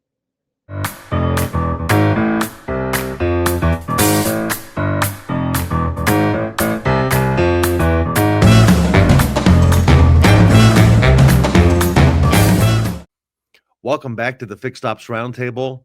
Our audience is looking forward to this panel always. It is Dynatron Software, our great colleague and friend, Maureen Martin. She's Vice President of Strategic Alliances at Dinatron Software. Maureen, welcome back to the Fixed Ops Roundtable. Thank you, Ted. Really appreciate it. We always love being here. And today we have an incredible group with us that are longtime partners of Dinatron Software. And we're going to be talking today about recruiting, development, and retention of service advisors, critical to our business. And I'd like to kick off by just introducing our panel. So with us today, we have Jaime Macias. And Jaime is the general manager for 2 of the Casa Automotive Group stores in Prescott, Arizona. And that would be Casa Chevrolet Cadillac and Casa Nissan. Welcome, Jaime. Hello. We also have with us Richard Lupo, and Richard is the Fixed Operations Director for Apple Tree Honda and Apple Tree Acura in North Carolina. And Richard is a definite friend and has been here on the Fixed Ops Roundtable. Welcome, Richard. Thank you, Maureen. Glad to be here. Glad to have you. And John Luciano, many call him Lucky in the business. John has been a longtime partner of Dinatron. He is the president and partner for both Street Volkswagen and Street Toyota out in West Texas, my home state. John, welcome. Thank you. And then we also have with us today, Matt Norris. Matt is the Parts and Service Director for Bozard Ford Lincoln in Florida. And Matt, as well as Ed Roberts, you all know very well here on the Fixed Ops Roundtable. Bozard is a fantastic partner of the Roundtable. Welcome, Matt. Thanks, Maureen. Good to be here. Great to have you. So we're just going to kind of kick off into this. The Dinatron panel that we're doing today could not be more relevant than today. You know, the importance of leaning into fixed operations. I have the privilege to attend many industry events, and each of them are talking about the challenges on the variable side, and we're looking at that net profit. And really, you have to lean into fixed operations. Now, these are uncertain times for sure for our teams, and as well for our customers. And it's around that confidence that we build in them, understanding that we are the experts to come into. So we know that we've got to leverage business intelligence. We got to lead with confidence and would drive our performance in our dealerships and group. So our seasoned Dinatron panel today is going to really talk about some of those key ingredients. What does it take to really do recruiting, development, and retention? And when we look at our service advisors, they are our front line. We know they have a direct impact with our customers. So we're going to get kicked off today. I'm going to start with John. John, John's like, Thanks. I'm ready. You're ready to go. Yeah. I drew the short straw. I think you drew the top straw as the president and partner for your group. And when we really talk about talent acquisition, it really comes from beginning with culture, and that starts from the top. So it really seems that you are perfect to get us kicked off, John, in talking about what are some of those key ingredients for building that culture and what has been successful specifically for your team. And then I'm going to also have the other panelists give some thoughts as well on the topic. But John, I'd love you to kick us off, please. Hi. Well, mine goes back a long way, and Jaime knows the name or whatever from back in the day, but I go all the way back to the original Mr. Lowenfield, back at the Casa Group, where I started my career back in 1979 and 1980. And he was known as the boss, but his name was Wallace Lowenfield. And he helped us understand very quickly that there's nothing really hard about the car business. And what it was all about then was looking for people that kind of had a servant's heart, that loved being and talking to people and working with people, and then we'll teach you the rest of it. But you can't teach that. You can't teach the honesty. You can't teach the fact that you want to serve and you want to treat somebody well and do the right thing but we can teach you how to write an RO and how to, especially nowadays when we have AI that'll do 90% of it for you. But we can't teach that humbleness, that humility, and how to talk to somebody when it's really, a lot of times, especially in service drive, they're in crisis mode. They had things planned. They had the day. I need to get this done. And now all of a sudden, boom, it's done. The car doesn't run. I can't get there. I'm trying to call people. I'm going to miss things. And so we have to teach that to sell experience. The rest of it will come and it will happen, and the car's going to have to get fixed, and you'll get the write up and you'll sell the parts and you'll do whatever. But somewhere it's got to start along the way of, I understand, I'm with you. You're not alone. This happens. And this is what we have found is a great way to go through that. So that's for us. We start there, and through our whole story, it doesn't matter who we're hiring. We start there looking for that personality and somebody that wants to care and wants to do it. And then we figure out how to hone their skills and get really good at it. But if you love what you're doing and you believe in it, it's going to come pretty natural at that point. Love it. And 38 years ago, when I interviewed with Ford Motor Company and they asked me how technical I was like, anything you need, you're going to teach me, right? So I love that philosophy, but the servant heart and servant leadership is really a core. And I would say that is across all of you that are here on this panel today. What would anybody else like to add to what John just shared with those nuggets of real excellence? Well, I can add that, Maureen. It just says culture, and we're talking about culture here, has to start from the leadership. And obviously, Lucky does a good job of that at his stores. There's legacy there coming from finding empathetic people and making sure that that's a priority in your organization. So it starts from leadership, from the top down. If leadership is invested in culture, then the people downstream from there will bring that culture that is brought to us by the leadership. So for us, it starts with leadership and sharing that vision and actually living it out when we do hire in for people, making sure that we're getting that servant leader, that servant heart, that empathetic person, and then teaching them the skills along the way. So for us, it starts with the leadership. Thank you. Matt, Jaime? Yeah, just for me to just kind of piggyback off of Lucky, what he said about Wally Lowenfield. His thing was always take my buildings, leaving my people, and I would build it back up. And he's always had that mindset of that. Jaime, he had a great line, and somebody was there from Ford Credit, and we were all sitting in a meeting, and this was early on, and we were really doing well. And the guy mentioned something, and then he grabbed the financial statement and he pointed, and he was talking about assets. And Wally exactly looked at him and says, "Those aren't my assets." He's like, "Well, yeah, this is your statement." He says, "No, the only assets I have are my employees. Everybody's got buildings. Everybody's got concrete." I mean, that was, 46 years ago for me when he probably said that. And it has always stuck in my head. And he did a really good job of helping us understand that there is the car business and there's the business of selling cars. And he always wanted to be in the business of selling cars because the car business has all that 2 and 2 equals 4,000. Wally always said, we can start with all that, but we're going to finish every deal to a T. No ambiguity, no nothing. Everybody that was involved in the deal knows exactly where they stand. And he was an incredible mentor, and just miss him every day.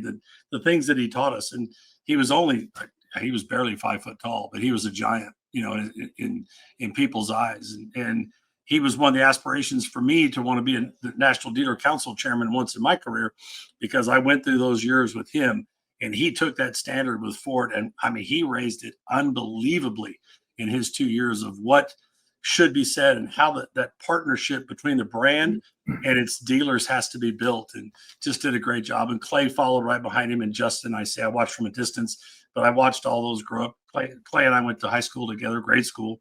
So, but what a great corporation. You're lucky to be a part of it. They're just good people. Thank you. Oh, yeah. Really, we all have somebody that really stands out in our mind, right? As a mentor for all of us. Matt, I just had the privilege of being with your entire team last month, and you certainly exemplify that culture from the leadership throughout. You can see it and feel it. Let's talk a little bit now about what are some of the initiatives that you have successfully done in recruiting specifically service advisors. They could be somebody new to the industry or another seasoned service advisor. And how does your onboarding play a role? That's a great question, Maureen. I'd like to take some of John Lucky's and Jaime's, what they just added to it. So for us, a big piece of what we really look for is during the interview process, we really focus on the 3 C's: character, chemistry, and competency. And like the other 2 gentlemen said, I can't teach you character. I can't teach you the chemistry piece of it. We know if you got it in an interview. The competency piece, to your point, is we can teach you that stuff. We can teach you how to write an RO. We can teach you to go through the process, how to work with technicians, how to do all the fundamental and technical things. But those first 2 key components, those are the big ones that we really need to focus on because they are so integral to service advisors being successful in the roles that they're in. And, fortunately for us, we don't typically hire a lot from outside for an advisor role. We have built such a strong pipeline within our own dealership of bringing in people from entry-level positions that have expressed interest in becoming advisors, whether it's from our communication center, whether it's from some of our folks on our valet team. I mean, one of our last big success stories here was a gentleman that came in as a valet. He moved in from valet onto concierge doing pickup delivery. Then he moved into Quick Lane as a Quick Lane advisor, and then he moved on to be a Quick Lane manager. Those types of success stories, I can walk you around the dealership, and Maureen, I know you've toured with Ed before, but we can walk you around the dealership and show you success story after success story with all of these individuals that have started out in relatively entry-level positions and then moved on into advisor roles, into management roles, et cetera. And it's really cool to be able to watch all of that progression happen with these individuals. I mean, as you watch them buy their first homes, have kids, and just continue to grow through the industry, it's tremendous to watch it. And, it really makes you get you right here sometimes because you really have provided such we've provided such a great opportunities for these individuals to come in and be successful. But I think a lot of that has to do with somebody else had mentored the mentor. Lucky, I think that was you talking about how you had this gentleman as a mentor. And that is a big part of what we do here from a training standpoint too, is we've used some outside training companies and some of them are really good, right? Like I wouldn't knock any of these because everybody's got different focuses in different arenas, but we know what we want. And we have senior advisors on our service drive that love to train and love to be a part of watching these individuals grow too. So as we bring in these entry level people from comm center or valet and they move into an advisor position, these service advisors that we have on our service lane that have been here 18, 22 years, they love wrapping their arms around those people and really showing them how it should be done and really showing them those relationship skills that they want them to focus on in order to build those relationships with their consumers. And that's when when you make those connections with people, they'll come back time and time and time again. And it's not even like a transactional or a business. I mean, we have advisors that have been here that have customers that come in, and it's cool to watch the interaction. They come in and it's, hey, how's the family? How's the kids doing? And it's such a cool thing to watch and see. And another thing I will add to this, one of the other things that we really try and focus on here is giving the advisors realistic work schedules. I've worked at some other dealers. I started out as a tech and kind of rose through the industry. And one thing I as a service advisor working at other dealerships, one of my frustrations to a degree was we expect a lot out of advisors. We put a lot on their shoulders. They bear a lot of the responsibility, whether it's something didn't get fixed right in the shop, et cetera. And so these individuals are responsible for a lot. And then we ask them to work 7 in the morning till 7 at night, Monday through Friday. And oftentimes they're working every other Saturday or every 2 Saturdays. And I'll be honest, we have 3 shifts here. We have a 7 to 4, an 8 to 5, and then a 9 to 7. And we try and provide some leniency with those shifts. The advisors will come in and say, hey, I want to work this shift today, or I'm going to work this shift this week. And then they work 1 Saturday out of 6. So I think that's a big part of trying to keep people, in a positive mindset, creating a good culture for people to understand that we do care about their life outside of here, that we do want them to have family time. We do want them to be able to go out and enjoy the fruits of their labor and spend time with family, friends, or just, whatever they enjoy. But we've been really blessed and fortunate with this dealership and being able to really create that career path and that growth path from within. Oh, I love it, Matt. So many nuggets there, right? When you think of those key ingredients, really building on the culture, how those things also help you from a recruiting standpoint, right? Because at some point they came into your store, whether it's BDC or valet or all those other great examples. Team, just a couple minutes. Anybody like to add on something specifically around recruiting or onboarding? Well, Matt hit it on the nose. Always looking within the store. So we're the same way. We hire so few from the outside, and we get accused of nepotism. I have so many husbands and wives and brothers and sisters and all that, and we just ignore all of that crazy that goes with it. But I think Matt's biggest nugget there is finding that time for them to have that family oriented time and be able to have it and get away from the store when you're trying to create that same thing. If the guy's burned out and he's dead and he just goes home and passes out or whatever, it's never going to be good. He's not happy there. He's not happy here. It's not going to go anywhere. And I know, John, we don't live to work, right? We work to live. Amen. Yeah, exactly. Yeah, well said. And that community service, I know, is really key to all of you, right? Yes. Not only for them personally in their enrichment, but also for the dealership, right? It's a win-win-win. The customers see you, you're part of the community. I love it. Anything, Richard or Jaime, before we move on, you'd like to add? Yeah, I think some of the success that we've seen is from service BDR agents. They're well versed with scheduling tools, inspect reports, and upsells too as well. And they could build that trust and rapport with our guests. So we found some success with them as well. Great, thank you. And from the onboarding aspect, we really streamlined that. What used to take 3-4 days to get the background, the driver's license, drug test, all that stuff, it's all done in 24 hours now. And so we can take you from an interview, send you to a drug test, get all of that stuff done so that we've got you cleared to go in about 24 hours. Wow. So yeah, we've put some work into that because we were losing people that, especially when you're bringing in entry level people that need to work and need, I can put you to work, this is Monday afternoon. I can put you to work on Wednesday, I think it sets a precedent too of who you are as a company. I think that impresses them real quick. They're like, wow, man, I got to go. This is real deal here. It's real life. That's excellent. The waiting, right, is always the hardest part of most things, right? Even for our customers. I love that. Fantastic. All right. Well, we've talked about culture and we've talked about recruiting and onboarding. Jaime, I'm going to go to you next. Uniquely, you have been a corporate FOD. You have sat in many roles within the dealership and now are GM over 2 of the stores. Let's build on what we've been talking about. What are some of the key ingredients for building a service advisor career path? And what are successful strategies you've implemented at Casa Auto Group that really other dealerships or groups could benefit from? Okay. Yeah. So one of the biggest things for me, I believe, is cultivating a clear path for growth. So what I mean by that is each service advisor understands that the career trajectory is yours to lose. So this mindset shifts the responsibility for success to the individual while empowering them with a supportive environment.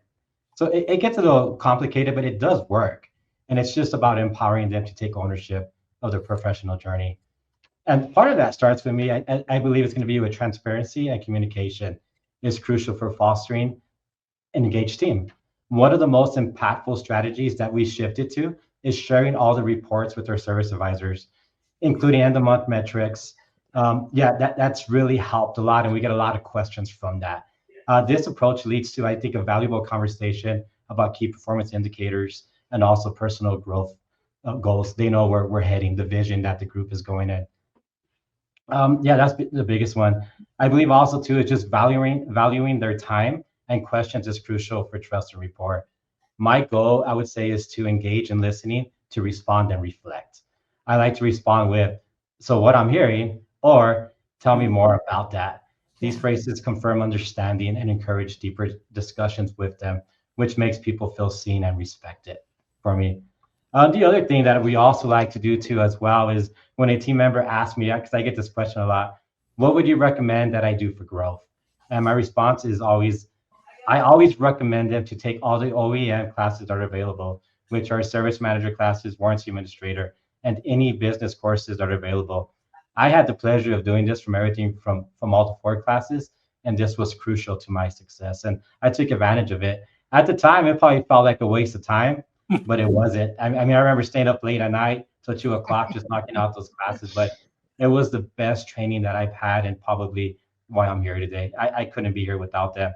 And then also too, for team members that show significant progress and strong commitment to their growth, we like to open the doors up for training. A lot of it is from NCM training, and this training helps them hone their skills and advance their career with opportunities that arise. Thank you, Jaime. I love it. I know when you and I were talking earlier, you've really done an exceptional job with the kind of 5-minute with your Dynatron compliance report with the service advisors to really understand, where are they benefiting a decision, how it impacts the dealership, the customer, and themselves. And you really help to do something specific. So I love that you're really doing things that are very targeted and really written in a career path. For the rest of the panel, let me hear some of the things that you're doing specifically that are really helping you with development and career pathing with your service advisors. Richard, how about you first? Well, along what Jaime said, sharing information, sharing the metrics and giving them understanding so that they understand what they're looking at, why we look at what we look at, and what those things actually mean in the real world. Give them things context, give them that education, that depth of knowledge helps. And much like what Jaime said, as far as being empathetic and when they come to you and ask you what you should do, I always default and say invest in yourself. So whether that's a technician, getting better at their job, doing the testing, if there's a weak area, they don't understand electrical, well, dig in and learn electrical. If it's a service consultant and they're struggling with CSI, let's dig in and let's figure it out. Let's get down, drill down, and find out why those surveys are not returning the results that you expect. Those are the things. Investing in yourself will inevitably lead to putting yourself in that position of inevitability when it comes to promotions. There's an old inspirational video, Les Brown, if we're familiar with those, Les Brown, where he talks about how he didn't have a job, but he wanted to be a DJ. And he had a mentor that told him to practice being a DJ. So when the time actually came when he had the opportunity to become a DJ, he was ready, And so I always, it's an older video, inspirational video, find it on YouTube, but it's a great way of thinking about how to invest in yourself to be prepared when that opportunity comes. Thank you so much. John and Matt, anything you'd like to add here? Well, I think Richard hit a lot of it in letting them understand that you have that open door policy and that it's always okay to say, hey, I'm not sure what I'm doing. I've kind of fallen into it. Can somebody listen to me, or can I try an approach on somebody? And just having that open communication that life is always going to have these ups and downs. And it's just not to be that continual deal, and being in a position to be able to say it, whether you've had a tough time at home or something happened, and you're thinking, well, I just need to stomach it out and go through the day.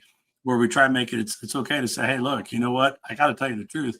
I've had some things come up. My head's not in the game, and that's okay. Great. And we're going to find somebody to cover or get you some time, or let's have a conversation or whatever. Let's get our head back in the game. But making sure that there's no guilt to it or any being ashamed or anything. It's okay. We all have it. And when you have that, speak up, tell us, let's talk about it. We actually have in-house a gentleman that used to be a grief counselor, and we hired him 3 years ago between our 2 stores.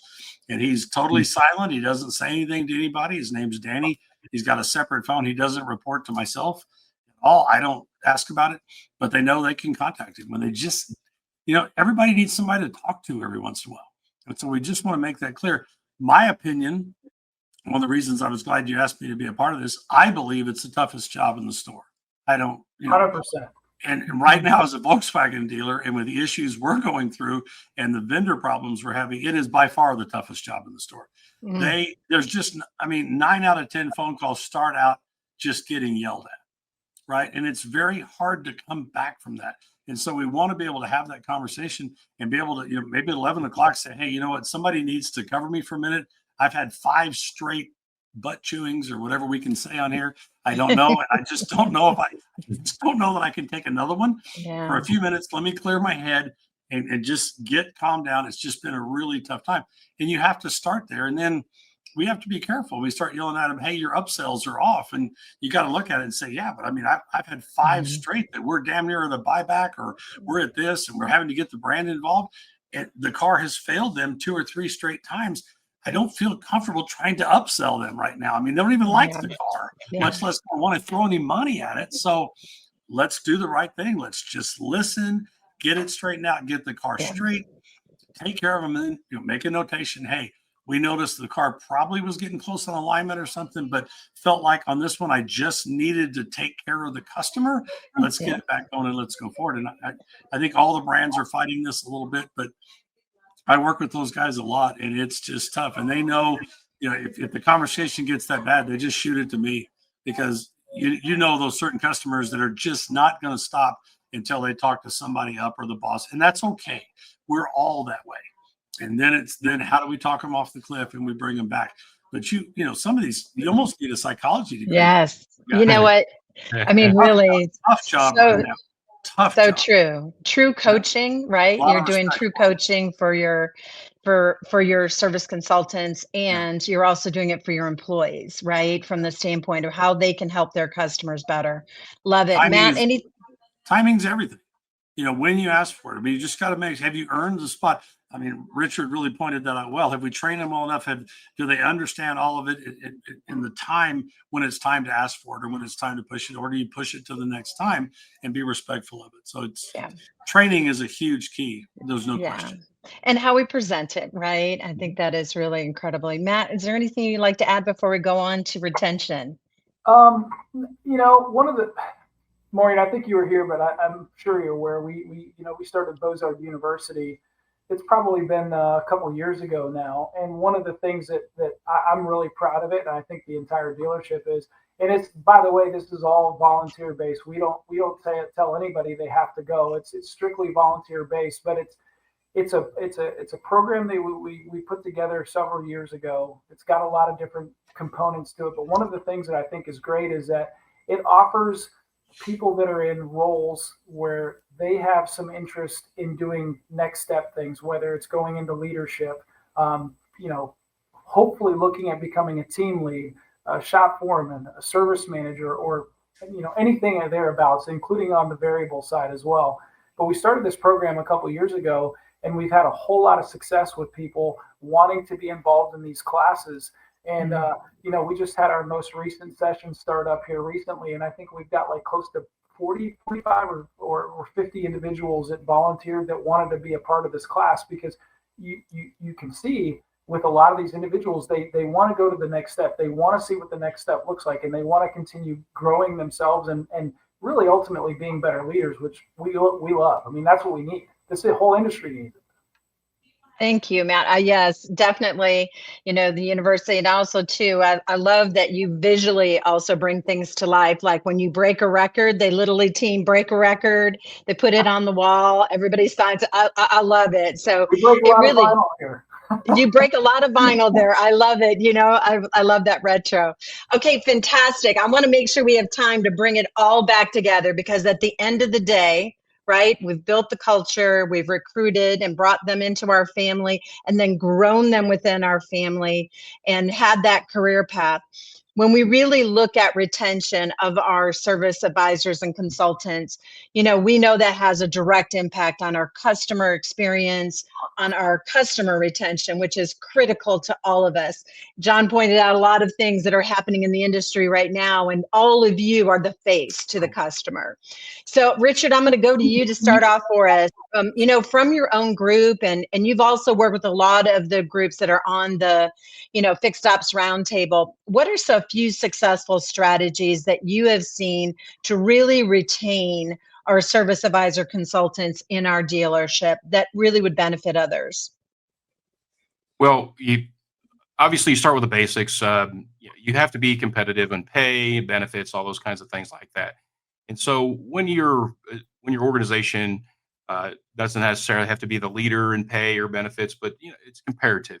Then it comes down for me, it comes down to the competency of understanding my position. Because people don't quit companies, they quit bosses. And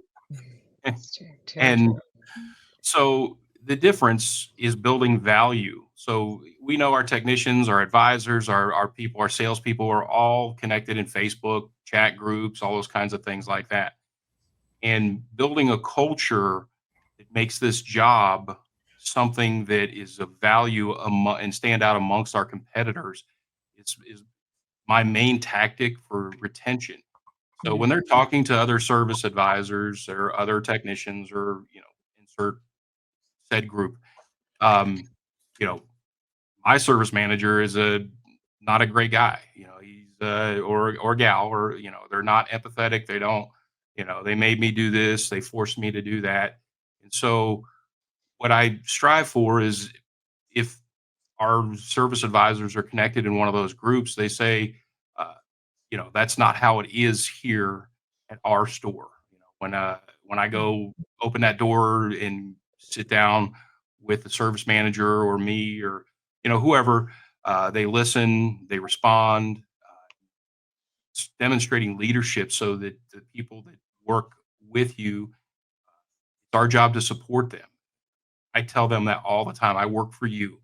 Tell me what it is I can do to support you. And they kind of, at first they kind of laugh about it a little bit, but they eventually come around to understand that, like if that printer's not working, let me get you a new printer. If your keyboard is worn out, let me get you a keyboard.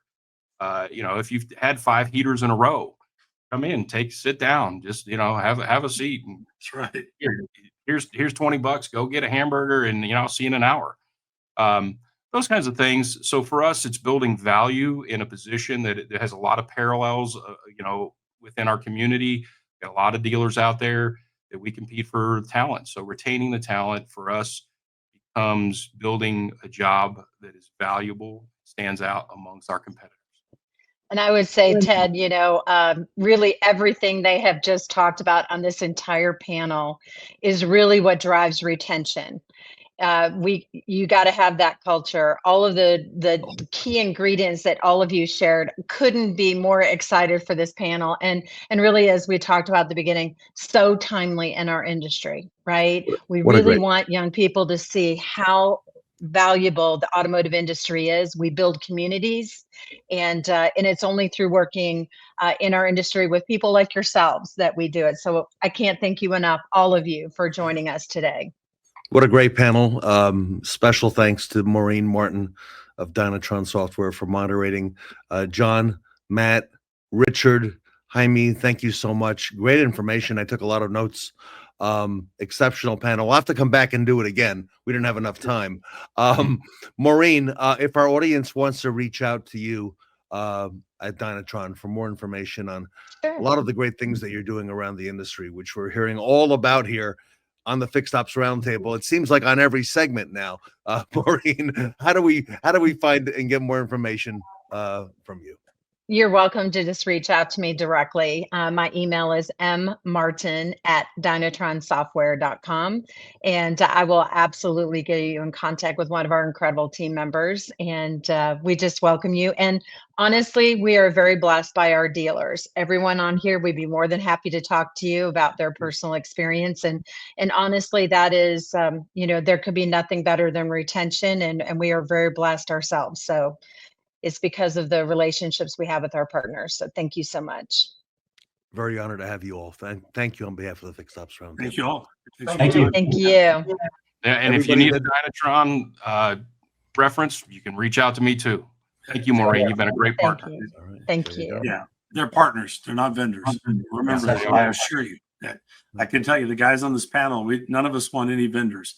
We look for partners, and I can assure you that Dynatron truly will show you that they are a partner and not a vendor. Absolutely. Thank you, Maureen. Makes my day. Thank you all. The Dinatron panel here with us today and the Fixed Ops Roundtable. Every day, repair orders hold the key to profitability, but are they unlocking their full potential? Disconnected data, missed opportunities, a blind spot in performance optimization. Introducing Repair Order Insights, Dynatron's game-changing technology that transforms raw repair order data into actionable intelligence. No more guesswork, no more gaps, just data-driven decisions that put you miles ahead. From service managers to dealer principals, ROI arms every decision maker with the power to drive more profit, make faster decisions, and have total visibility. It takes everything Dynatron's been giving us to make us smarter and does it faster and does it better.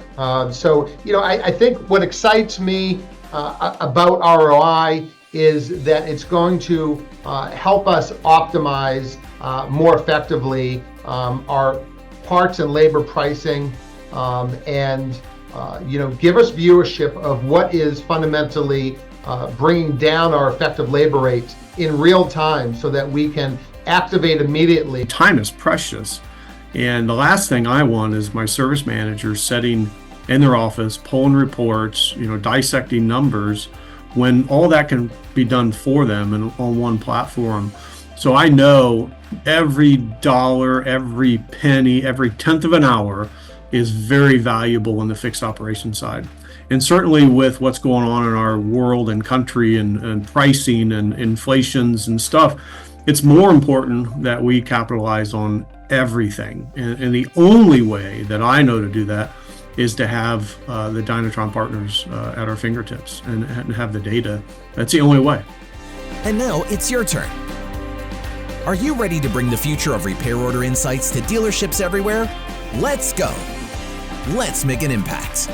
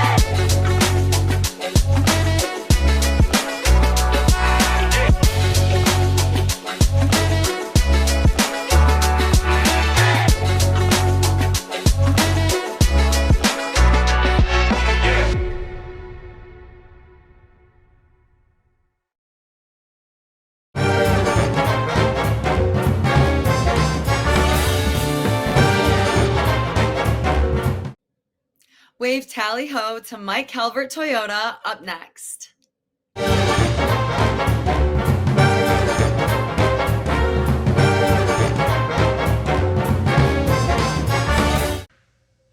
Welcome to the Fixed Ops Roundtable. I'm Sarah Van Tine here with Ted Ings. We are at Mike Calvert Toyota today in Houston, Texas. And Ted, we've got an exciting day ahead. Very grateful to Mike Calvert and the Mike Calvert team for having us in today. Two gentlemen with us on the opening, Mike Gorbett, who is the managing partner and general manager at the dealership, Matthew Winston, who's the Fixed Ops director. Gentlemen, thank you so much for having us in. Thank you for having us. Thank you for coming in. And Mike, we also want to thank Reynolds & Reynolds for helping us set all this up as well. Of course.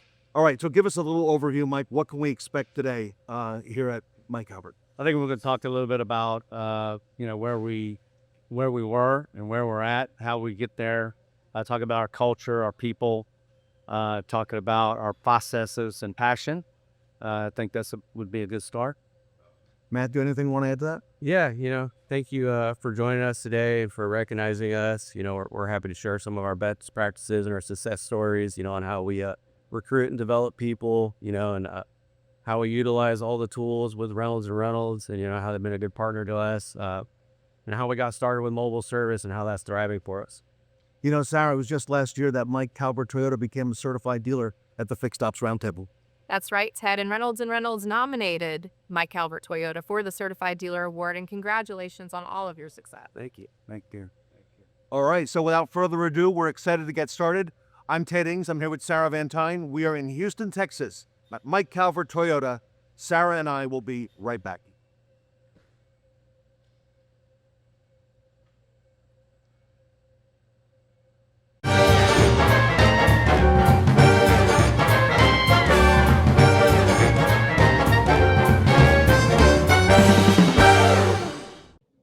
Get the big scoop on personal development and technician mentorship with Mike Calvert Toyota.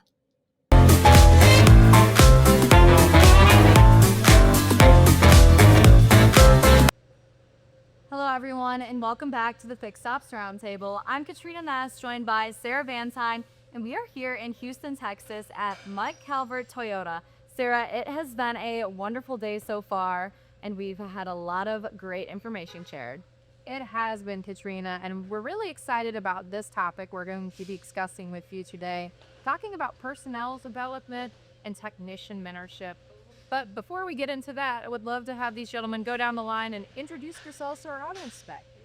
I'm James Bagwell. I'm the service drive manager here at Mike Calvert Toyota. Hello, my name is Steven. I'm one of the service advisors here at Mike Calvert Toyota. Robert Lyle, Master Technician Mentor. Matthew Winston, Fixed Operations Director here at Mike Calvert Toyota. Wow. So here in the Fixed Operations Department, you guys have had a lot of success in looking and building technicians and that talent, finding it from outside of the traditional automotive pools. So tell us more about how that got started. Yeah, so the COO of our company, Hank Carr, came to me when I first started here, saying he deeply wanted to be invested in our local high school. I'm from California, so I don't have a large pool of technicians to pull from, moving out here, and I didn't want to be known for that guy for stealing technicians from, other stores. So, we got heavily involved in our local high schools right in our community. We'll currently sit on the HISD advisory board, Pasadena ISD, Fort Bend ISD. I'm the chairman of the Key Parent Emitters. It's that trend to Center College, and we're also invested in HCC. So we really just look for, young individuals trying to figure out what they want to do in life, and just give them that lifeline and that opportunity to tell them what automotive is all about. That's amazing. How long ago did that get started? About 2021, so about 4 years ago. Wow, and that's been very successful? Absolutely, yeah. We graduated by about 18 students through San Jacinto. They go through the program, they come out expert level technician, and they come out with an associate's degree of Walsh. Wonderful. And we provide their tuition if needed, the starter tools, so we really give them a complete career path to get them started. Great. That's wonderful in helping, young people shape where they want their career to go. Yeah. Well, in addition, we also have an advisor training camp as well, and really just bringing people outside of the automotive industry and, kind of teaching them how to be a service advisor, right? James Bagwell here, our service drive manager, came from fine dining. And then Stephen came from the parts world, so they really had no advisor experience, we came through the training program, so they're not practicing on customers. They're learning our culture, our sales tactic, customer service, getting them Toyota certified and Bond Automotive certified before you right off their first test school. Wow.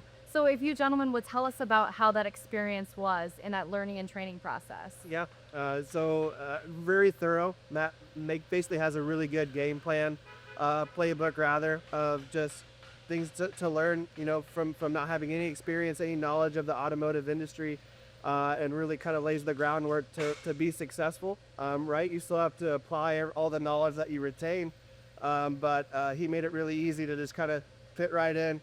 The main thing is caring about people, right? And if you can care about people and you can care about taking care of business, then the rest will follow. So, he helped us learn the ins and outs of it, but we were able to just kind of run with it once we learned it.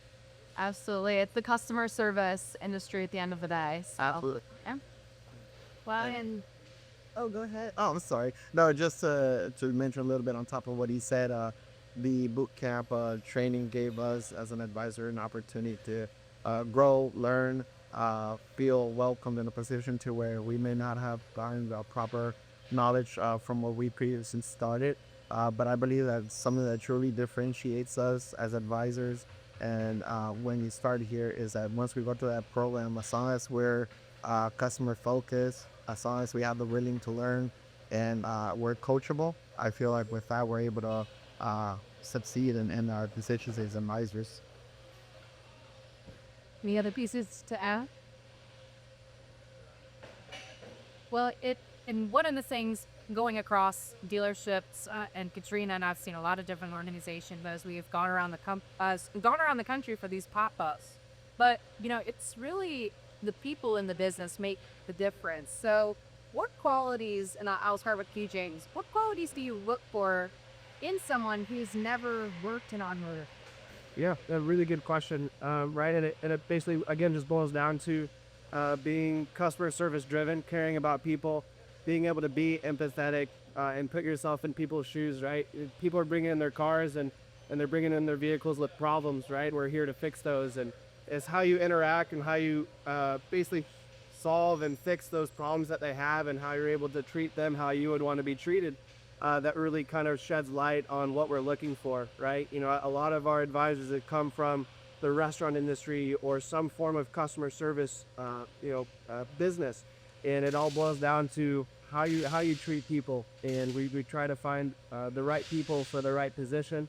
And at the end of the day, we just want to treat people how we want to be treated, and treat our moms and our grandmas and our best friends, how we would treat everybody. Stephen, how have you seen the hiring process on, and what qualities do you think make a great employee?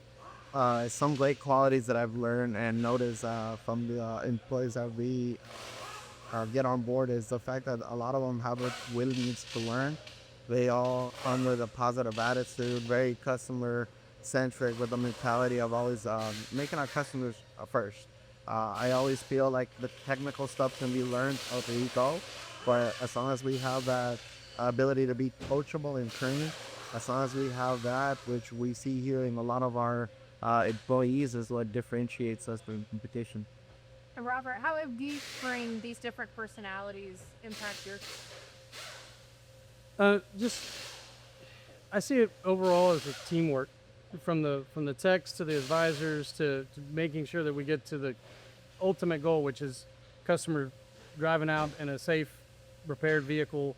All of those play into it, and when everybody has the right attitude and the right mindset to tackle each problem as if it was their own family member, then we get the best results. And Matt, when you're thinking about all these different qualities that your team possesses, you have a lot of different personalities and a lot of different skill sets across all these departments. Are there any additional tools or pieces in your process that help you in the hiring decision? Absolutely. So when we look to hire, we always look for the attributes. We could train the skill. I always say, if you go out to dinner, right, and you have just a wonderful service experience from, your server, right, we could basically relay that to what we do on a day-to-day basis. So just always be looking for that up and rising star, and talk to them about opportunity for switching career paths. And then, so along with training is mentorship is a huge area. Over our other panels today, we've talked a lot about that. So, to you guys, how does mentorship play a role in lifting up those people and growing them with that? Yeah.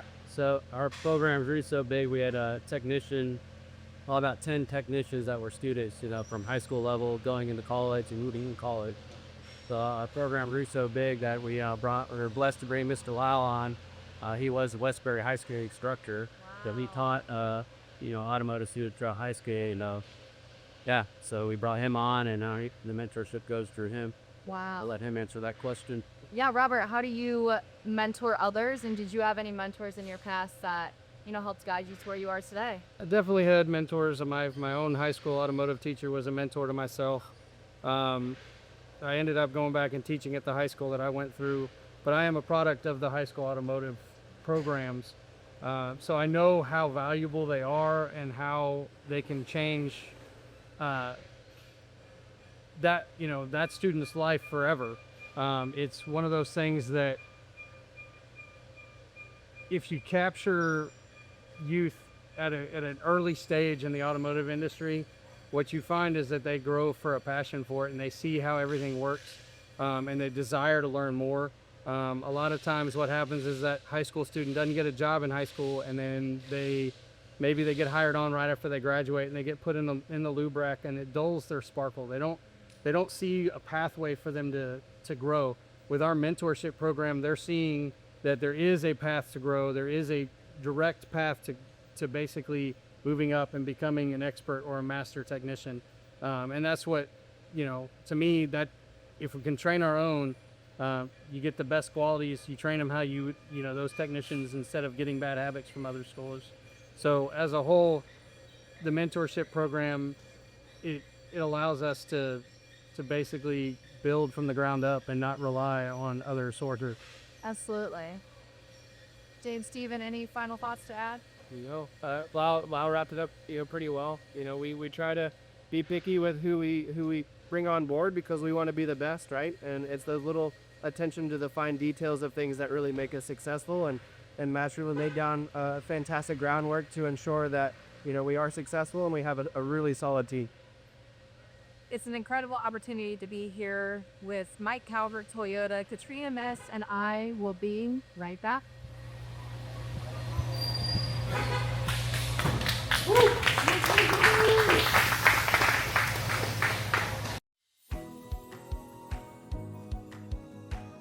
Prior to having the inspection lanes, we were doing 125 or so alignments per month.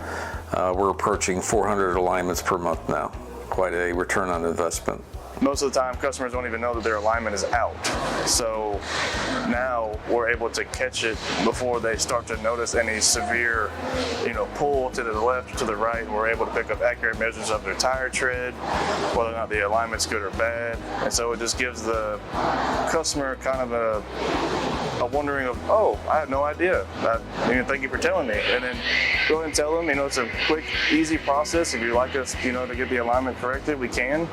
Our service lane is well equipped with camera systems all the way around, but when the Coats and the Bodyguard team came in and set up our equipment, it has helped us dramatically in savings as far as individuals saying that we damaged or we scratched their car. So as a new advisor, I could not imagine doing my role today without the inspection lane. Looking at the health report printout that I received with the ROs, I am able to myself better understand if a vehicle maybe even has bent components before even getting it on and checking it myself on the alignment rack. It definitely has a positive effect on CSI. Customers enjoy knowing that their car is in good condition, and they want to know if it's not. As far as having the inspection lane, is something that we felt very strongly about. We really felt that it was going to be a good investment. It is definitely something that has high gross.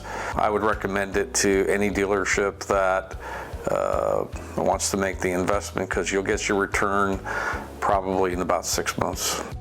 Fastline and Bodyguard. Exceptional value as standalone products. Together, they bring you the ultimate solution. Fastline Evo and Fastline Plus. Combining the best of both worlds.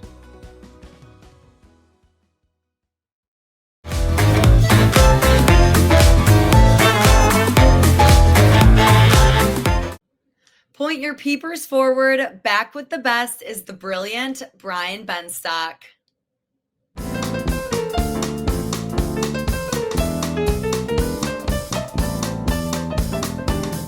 Your AI bot can answer the phone and deliver parts for you without ever touching a human being. Is it possible? I think it's possible.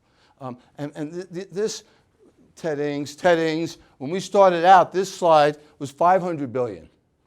Our service industry was a $500 billion industry. Now it's $800 billion, on its way to $2.4 trillion by 2032.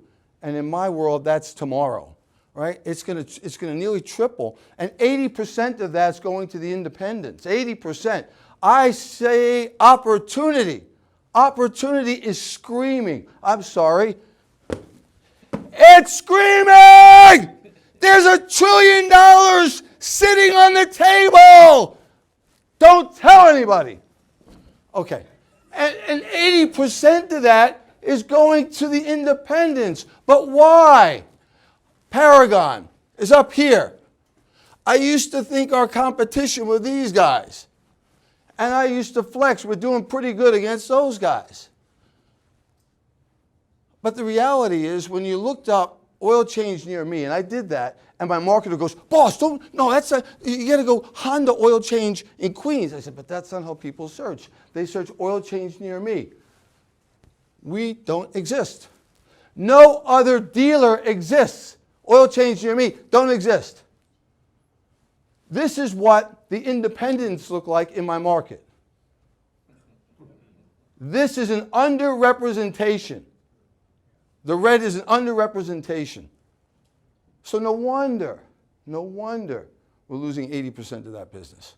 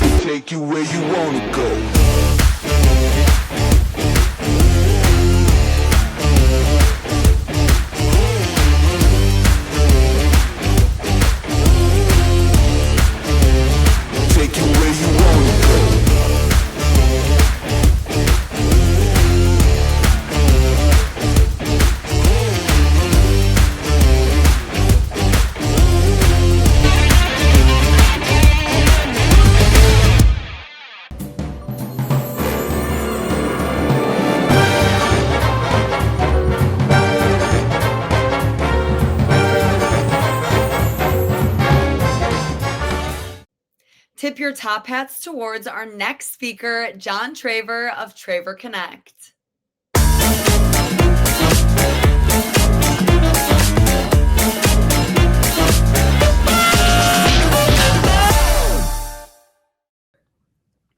Welcome back to the Fixed Ops Roundtable. This is the Roaring Twenties, the second swing. John Traver is the CEO of Traver Connect, a great friend of the automotive retail community. He and I have known each other for many years, and Traver Connect is the preeminent solution in the industry. John, welcome back to the Fixed Ops Roundtable. Ted, my friend, thank you for having us, and happy 29th, right? I mean, you're knocking on the door at 30 Fixed Ops Roundtables. Wow. Yeah, and you and I have done this theme before a few years back with the Roaring Twenties. It was a big hit, so we brought it back, and looking forward to all that you have in store for us today. So with that, John, I'm going to let you take it away, and the show is all yours. Well, again, thanks for having us, and thanks for being with us if you're watching today. Ted, I tried to find a picture of you and I on the assembly line back in the 1920s, right? I mean, we were saying off camera that, you know, hey, I mean, we've been together a long, long time, going back to early 1990s for sure, at the least. Well, I love the theme, the second swing. I love the Roaring Twenties the first time. And, you know, if you're not doing the math, that's 100 years. It's a C note. It's a century. I mean, that's a rip, people. That's a pretty good rip. And you can learn a lot by studying history. If you look back on the Roaring Twenties then and now, of course, the real obvious stuff, whether it's the Charleston or the Model T, right? And you come forward to today, the world we live in today, you have these advanced showroom floors. We have touch screen when we're searching for inventory. Things have changed a bit. And so I like to kind of start with what's evolved, what's changed, because as Drucker would say, you know, you pay attention to the bend and the trend, and it'll tell you a lot. And then if you pay attention to the context, that will tell you even more. So information has evolved. Back then in the 1920s, you know, there was a time, now this predated my buddy Bob Gower, but this was Pittsburgh. This was in your backyard, Ted. This is Joe Horn Department Store. And here's Frank Conrad, Assistant Chief Engineer at Westinghouse, right? And he's excited because the radio that these kids were listening to is only weeks away from being commercial. Like, you would go to the store to be able to listen to the radio before it became commercial. Today, well, data finds us, whether it's AI, whether it's virtual, all the analytics. You know, we're even seeing it in electric vehicles. We see the largest maybe AI play in the world in Elon Musk's Tesla. So, you know, you just have to stop and look at this and say, this is incredible. And the theme I think there is we go from roaring jazz to maybe digital buzz, Ted, right? So, and then we think about news, from news to maybe noise. Yes. You know, back in the day, whether it was Coolidge or Capone or Cars, right? Hey, Ted, isn't that something? Now, you know, when we were on the showroom floor, and those of you that have worked the front end of the store also know the term dehorsing somebody. Got dehorsed, right. You got dehorse the customer, sure, Yeah. Sometimes you use terms you don't know where they come from. So in case that's you, here's your answer. The passing of the horse. There's your $650 Olds Motorworks. Yeah. And of course, they got the old buggy, the motorized buggy in front of a pen of horses. Sarah Van Tyne. Those all look like Western Rainers to me. They do. Today, it's more like noise. We don't go to the news comes to us, Ted. Here's an example. The same alert, 23 different alerts, different sources in a span of 7 minutes that shows up on our phone. Yes. So what we used to go to now comes to us. So that too has changed. And then you say, well, what's the summary? The summary maybe is that technology obviously has changed, but the noise really hasn't stopped. There's still plenty of that. And I'm sort of setting you up for today's message. Okay. If this is how they did it then, right? Whether they hung a shingle, they hoisted a car, and they fired off an invoice. Hollywood, California there, Shon Law Chevrolet, Santa Monica Boulevard, by the way. I found a real invoice. Yeah. I don't know if, you know, Marco, would you approve of that hoist today? I'm not sure. That really would test your mettle, I'm sure. Might not be OSHA compliant. Might not quite make the cut. But this is how they did it then.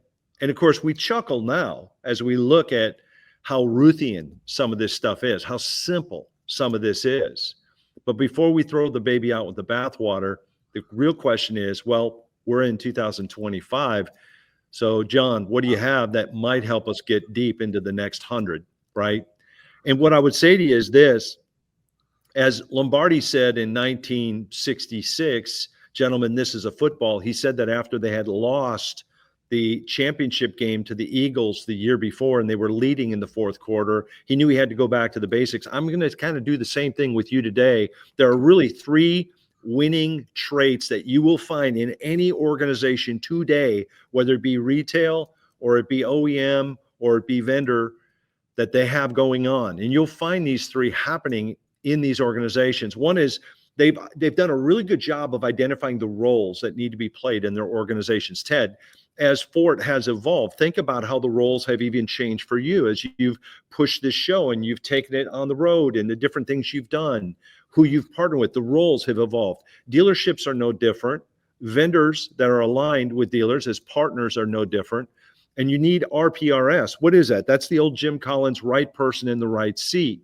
That's the getting the right people on the bus and in the right seat on the bus. Fundamental. Yeah. It is a basic. And so you'll find winning organizations are going to continue to be very good at this, and they are very good at this today. 2 is core processes. Their core processes, they become repeatable steps. And this is one I think we sleep on a little bit. I'm going to see if I can unpack this today for us. Okay. I had a little fun. I said, what would be the core process? Let's call it an automobile service checklist in the 1920s. And I asked AI to create it for me. And so I did. And I don't want to tell you which one because I don't want to pick on any of them, but I used quite a few. But what you'll find is it creates this sort of parchment paper looking antiqued old list. It's having a hard time spelling some words. At the very bottom, you can see a line is Elijin. So maybe is thinking about gin in the 1920s. I don't know. Perhaps. But AI is still, chipping away at being perfect, but kind of creative as you look at their core process of what a vehicle checklist would look like. And I think the third thing you find in great organizations is there's this mutual accountability. So the word culture flows into this, right? You hear a lot of that on the Fort discussions. There's this engagement piece that's real. There's this ownership piece that's real. It sort of marries itself up with clear roles and finding the right people for the role. And I think what you'll find, whether you're DeLuca CP back in the 1920s or you're Bozard Ford in the 2025 era, there's this mutual accountability of feedback and skill development that is going on. So with that being said, if that's how I get deep into the next 100, and that's sort of the frame up for business development message today, then the question is, what are we going to focus on? And I'm going to focus on that one right in the middle, Ted. We're going to focus on core processes. And I'm going to tell you why. The reason is I think in fixed ops, it's slept on. We depend on core processes probably as much as any part of the industry. And I'm not sure that we've tapped their full potential. So let me show you. If you think of service and fixed ops, and you think of the 3 silos that really combine to make this one engine we call fixed, you have service, you have parts, and hopefully you have a service BDC initiative, whether that's an area, a group of people, whether it's a partner that you use, however you go about this, those 3 gears kind of turn together to create the horsepower. And then inside those areas, you have core processes. Now, I want to explain real quick, and I'm going to repeat myself maybe a little bit today, but I want to hammer this home. Core processes, this is not ISO type stuff where your eyes are rolling in the back of your head and you're bored to death. A core process, if there's 100 things that you do to run your shop, it's the 20 things that you do that take you 80% of the way there. It's the core things. And you say, John, give me some examples. Well, for service, and I said, okay, I'm gonna make a list. For service, customer check-in, repair order creation, vehicle inspection, right? Okay. And diag, work order management and dispatch, communication and approvals, parts request and coordination, repair order completion and quality control, customer notification and pickup. So it's like what it is, gang. It's about 7 to 10. If you have 100 in service, you're looking for the 7, 8, 9, 10, 12, 6, whatever. It's a small number that really is the bulk of what you do. Yes. And then what you do is you take that and you create a very short bullet point list of the key steps that are part of your process. Okay. You see, parts would have inventory management. BDC would have inbound calls, outbound appointment setting, like that. So they would all have their own, okay? So core processes is the message. My first question for everybody today is, are yours clear? Are they clear? And if you say yes, how do you know?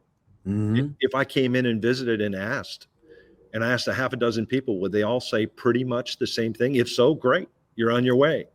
Number 2, are they documented?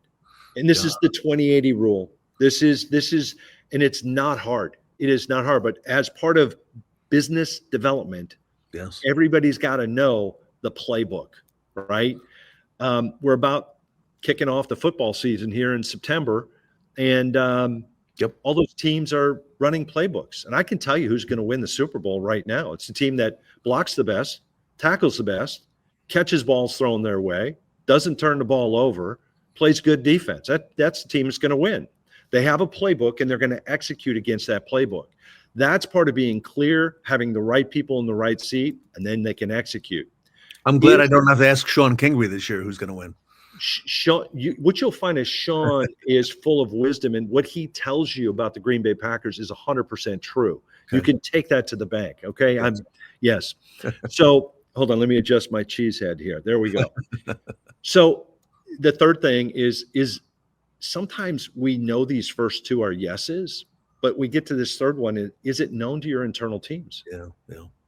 And sometimes the answer is, maybe, right? And we want to get past that. And then fourth is it FBA'd? What's an FBA? Followed by all. Like you should be able to see FBA in play, right? So when you define your core processes, what I want to say is this. We're not going to IKEA to buy the log cabin, dump truck backs up and gives us all the logs, right? It's not that, okay? It's not that. It's the 20-80 rule, and I kind of take a page out of traction and the EOS mastery rule. We all know the Pareto principle, 20% of the people doing it. Pareto, yes. Right? Yeah. Well, it's not that. It's the lesser known rule, and that is the 20% of your core processes that gives you 80% of the result. And that changes everything you're doing. There's a harmony. So you can buy tools, you can change processes, you can provide education and development. But when you begin to document this, you will find that the compounding effect of clarity with core processes is the game changer. It is your stealth fighter. Now, the reason some people don't do this is there are some myths, right? Ted, R.L. Tolkien, who author of The Hobbit and Lord of the Rings, he's got a great quote around the theme of myths. And Tolkien says, myths are not lies, but ways in which deeper truths are conveyed. So in other words, it's almost like lifting a veil. So if you think, well, we don't really need that, let me just see if I can lift the veil on that a little bit where you can see this a little more clearly. There's really three reasons why you wouldn't have this documented, why you wouldn't have your core processes laid out. Number one is you think this. You think processes for others, not for me. Like, hey, my pants are on fire. Look, I would be guilty of that, Ted. You know me well enough. If anybody would be guilty of that, I would definitely be in that group. Okay. But I want to undo that today. 2, process takes too much time. Yeah. We don't have time for that. We don't have time to document this. Are you crazy? Right? Look at the line of people. 3, process kills creativity, freedom. So that would be kind of the 3 most popular reasons why anybody watching this does not have core process playbook documented on their 20% of their processes that take them 80% of the way through every day, every month, and every year. Yeah. All right. So myth 1. So my job is to kind of show you, lift the veil a little bit. So processes for others, not my style. First, what were you going to say?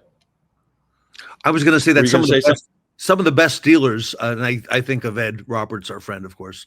I think how a lot of this is visual. Okay, when you go to Bozard and you see a lot of this up on the walls and the technicians, okay, above their stalls and in Ed's office to start off with. So some of the best dealers, and they make it a point to make this repetitious, and it's part of the daily message to the team, right? Yes. I can think of some dealers I've met through the years who incredible human beings. They're great at leading. They're inspirational. But the ones that consistently are always in that Super Bowl competition every year, this stuff, they got it going on. You see it. They got their own style. Well, a couple things. When you don't document, it's going to be really hard to repeat results. That's the reality. Okay. So what you're doing is you're fishing for people that maybe already get it, and you're trying to throw them in and align them. Chris Worth wrote a book years ago called Process Before Results. The title says it all. If you want the result, you got to have the process first. You get the process, you can have the result all day, every day, 365. So if you haven't read that one, you may want to consider it. What I would say next is let's remember how we got here. Like Ted, when you started your first company, when I started my first company, maybe there's somebody out there whose spouse is a great cook, and, they're going to take that skill and get started. And so let's say they bake cake. and their cake is wonderful. And so they have a certain ingredient, certain quality. They cook it at a certain temperature and they serve it. And then you know what they do? They watch the people eat it. And they see if they squint, if they love it, if they ask for more, if they don't, if they push it away, and they make their adjustments. Even you have a process. That's what I want to say is this is your style. You just assumed that it was going to be absorbed by everybody around you. I read a book in 1986 called The E-Myth by Michael Gerber, one of my favorite books all time. He rewrote it in 2000 called The E-Myth Revisited. If you haven't read it, read it. That's 25 years ago, by the way, 40 years ago on the first book. Here's the thing. When you have process in place, you're going to attract better associates. And if you want the best, can I tell you what they're looking for? What's the playbook here? Like if you want a great offensive free agent to sign with your team, they want to have a team that has a great quarterback with a great offensive game plan. True or false? Of course. Yeah. So when you start talking about the playbook, they can see there's a way to win here. That's what I'm talking to you about. This becomes your business playbook. What, why, how, when, and your metrics, how we measure. So now it's clear for everybody. It's not, I like you, I don't like you, you haven't been here a long time, you've been here forever, we're friends, we're not. This is really about the play. So process, look, real pros, they want clarity. And winners go to winning systems. That's the message. That's number one. Myth number two is it takes too much time. Put your seatbelt on because this one will stick to your bones. We're too busy to document. Oh, let me just say thank you for saying that. Let me just say thank you. All right. You ready? All right. So like I said, IKEA furniture without instructions. When you start throwing people in service and parts and BDC without core processes being clear and documented and known by all and followed by all, you're going to have a lot of wasted time. You're going to have a lot of wasted money. You're going to have a lot of missed opportunities. I know I don't have to convince you. I know you know that. Sure. Right? Yeah. So when I throw this picture up there, we know right away, if we've been around for 30 years or more, we didn't even watch this guy perform. We know who it is. John Wooden, the great John Wooden, with Kareem Abdul-Jabbar there, then Lou Alcindor at that time. Bill Walton, Marcus Johnson. I mean, the list is long of the great players that played for for John Wooden at UCLA. Real quick stats on John Wooden. He won 10 men's NCAA basketball championships. You know how many other people have done that? Zero. Another stat. He's won 7 in a row. He won 88 games in a row without losing a game. Wow. Like these are things that probably won't ever be done. One of my favorite things about Wooden is his pyramid of success. Ted, I know you've embraced this over the years. There's books, those of you that don't know about it, wonderful study, wonderful principles. He always starts with the foundation, industriousness, friendship, etc. Really, really solid. And this is what this was his playbook, gang. This is what he was conveying and putting into these young men. But what you might not have heard about is how he started the first practice of every season, every year. Oh, yes. It was the old socks routine, how to put on your socks. He says, the first thing I would show our players in the first meeting was how to take a little extra time putting on their socks and shoes. Here's the thing. The shoes then weren't that great. And they were going to be moving their feet. They played a lot of defense. So he would say you can't permit your socks to have wrinkles around the little toe where you get blisters or around the heels. And he said, you would just take a few minutes, but you hold up the sock, you make sure your shoe's nice and wide. He had a process. Yes. Oh, yes. A process for shoes. So very important. Very important. So my point is core processes when it comes to time have this over under effect. We're not placing bets. I just want to show you something. What do I mean by over under? We overestimate the time it's going to take to invest strengthening your organization's core process component. Your hallucination is this is going to take forever. It doesn't. Number two, you underestimate how much loot is waiting for you. How much time and resource are wasted by your inattention to this core process area. Here's the punchline. So you don't have enough time. Here's what Wooden would say. He said it. If you don't have time to do it right, I have a question. When will you have time to do it over? Yeah. We got time. Right from the start. Yep. Yeah. We got time. So that's myth number 2. And then myth number 2, just to clean this up, the effort invested obviously is going to save you time and money later. Myth 3 is process kills freedom, customization. Let me say something. Elon Musk believes this. I mean, he believes like that, we don't have a lot of process because we don't, it's kind of overstated. Like people will take that soundbite and say, oh yeah, okay, let me show you something. So you're telling me they build Teslas without a process? It's just willy-nilly? I don't think so. I don't think so. Okay. So I like to start with king of the deal. We've all worked with people who, everything, they're so creative, but no deal is the same. And then you and I are cleaning up behind them. You remember those guys? Yes. Ted? Yes. Yeah. And that's a problem, right? Because there is a process that's needed. And in service and parts, in service BDC, there definitely is. So the truth is not that it kills freedom. It's actually the opposite. It creates freedom. I'm going to show you how. If you have a sustainable effort through those core processes in those 3 categories, service parts, service BDC, you're going to have consistent execution. If you got consistent execution, you're going to need a culture. You hear that word a little bit on the fort, right? Yes, culture. What's the culture? The culture is a culture of discipline.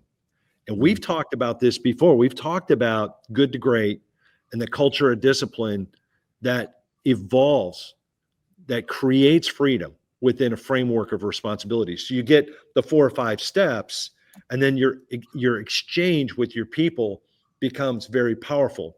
There was an old band from back in the day that kind of hit this home really well. Basically what's robbing your leadership, maybe even your own, isn't too much process. It's lack of process. Do you remember that old line from that old song, Captives of Their Own Device, Ted? Oh, Hotel California. That's right. Yeah, brother. Yeah, brother. So, we end up, we don't want to do that because we want to steal freedom. And you end up being a captive of your own device, your own system that has, you've limited freedom. Sure. By not documenting it. So process gives freedom. What does it give you freedom to do? To innovate, to scale, to improve. What does that look like when I'm talking to my people? It's literally your launch pad, right? So once you have it documented, you can innovate. And this is what you'll say. You say, hey, Ted, here's our process for checking a customer in. Step 1 through 4. Now, Ted, tell me how you can improve it. So That's now right. you have freedom. Yep. Now you have freedom. Without departing from that framework, what can you do to improve it? And now it becomes your own. And you can do that for every single core process you have, and you should have half a dozen for each area. Process is going to feed creativity. It's never going to kill it. No. It literally gives them confidence. Confidence is a byproduct of predictability. When I would coach baseball, whether it was little league or into high school, I had boys that played a lot of baseball. And if I was talking to a player, I knew that if I could create predictability in that kid's environment, he would have a lot of confidence. And that's what you're doing here. You're showing them the framework of what's going on, but then you're unleashing their ability to compete and create. And it's a powerful, powerful 1-2 punch.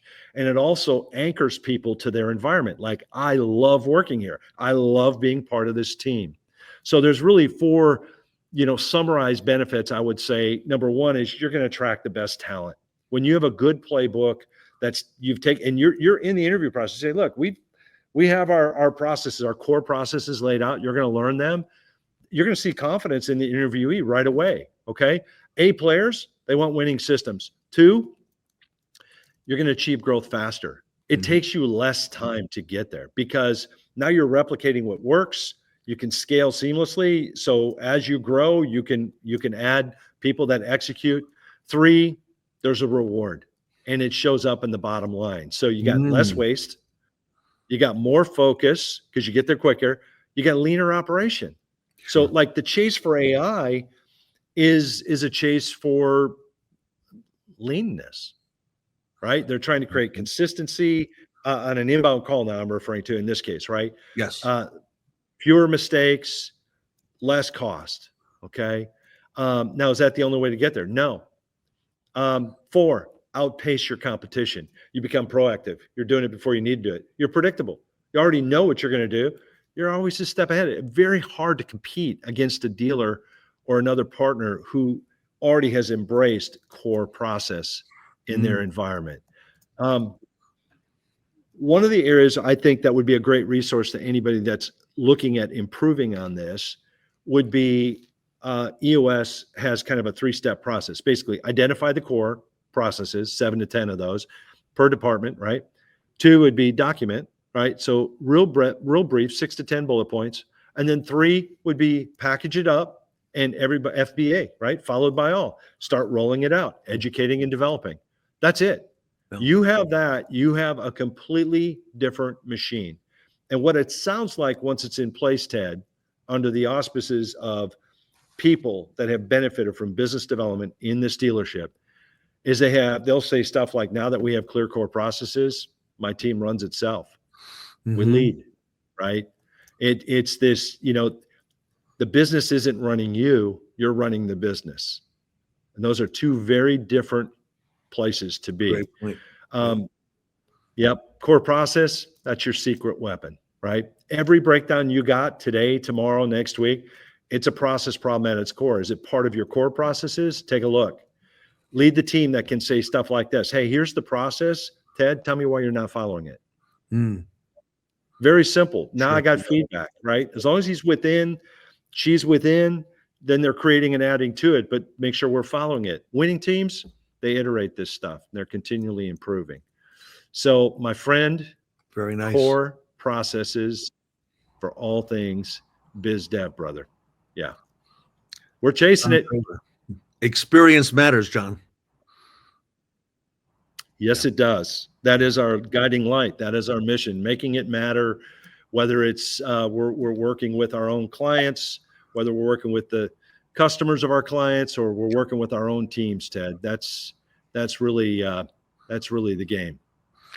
John, great message to send us on our way here back to the 20s. And in order to look forward, we got to look back a little bit. And that assembly line that Henry Ford started out with had a process and a series of processes, and the best organizations do, and they follow them and they're clear. And thank you for bringing all this to light. It's the teams that do the fundamentals best that win the games and win no question championships.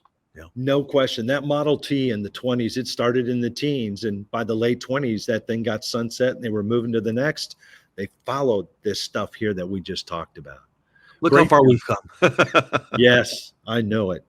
Hey, thanks for all you do for us, leading this thing. Wonderful job. John, you're in such an important part of the industry right now with what you're doing. You're really central to the whole thing. And I think the industry's come full circle and realized that. So congratulations to you. If our audience wants to reach out for more information, traverconnect.com, traverconnect.com. John's got the latest and greatest with the fundamentals to back it up, I might add. So John, thank you for all you do. Thank you for leading. Thank you. John Traver, everybody, here from Traver Connect at the Fixed Ops Roundtable.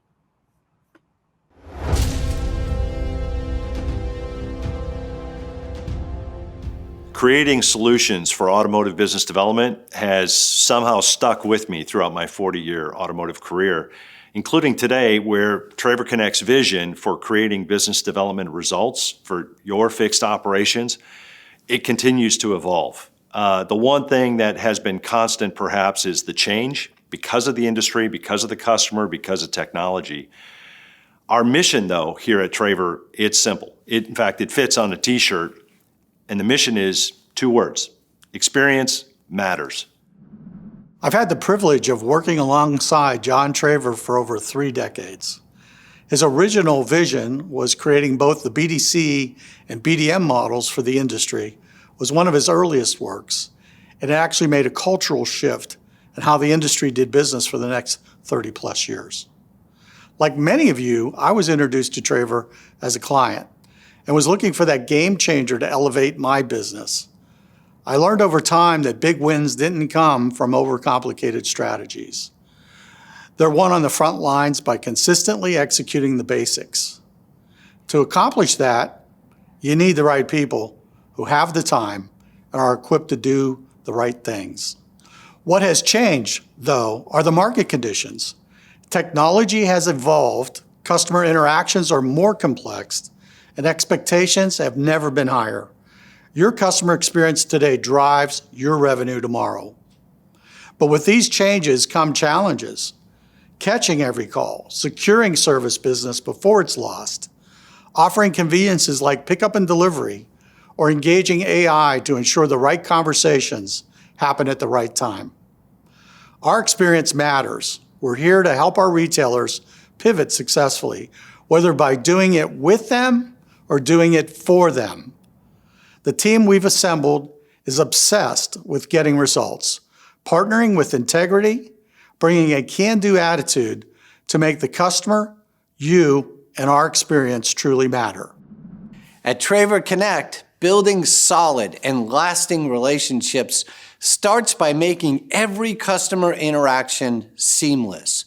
Our approach is simple. We focus on theirs, yours, and ours. Theirs, the customer experience. Yours, the dealership's success, and ours, the expertise we bring to make it all work. We transform everyday customer interactions into loyalty-building moments that create lasting relationships. It's not about doing more. It's about doing it consistently and cohesively. You decide what role you want us to play, big or small. We'll strengthen your connections and help shape the future of automotive service. You might wonder, what are some of the common fixed ops BDC issues that we solve? Well, if you have less than 100% retention, 100% of your UIOs being retained, then we would play a role in due for service or due for first service, or an orphaned service customer. We can do the campaigns and we can make that happen, or we can duplicate that process at your store for your people to do. Special order parts, we don't want those sitting on the shelf. Recalls, incoming calls, the phones. So all we got to do is say the phones and we know. And that could be augmenting the team you already have or us doing it for you. We do both. And then education. We have an Experience Matters learning track available for dealers, and that's fixed ops directors, service managers, general managers, dealer principals. It's a wonderful, wonderful education forum on how to make experience matter at your dealership and all the tenets and points that go with driving it.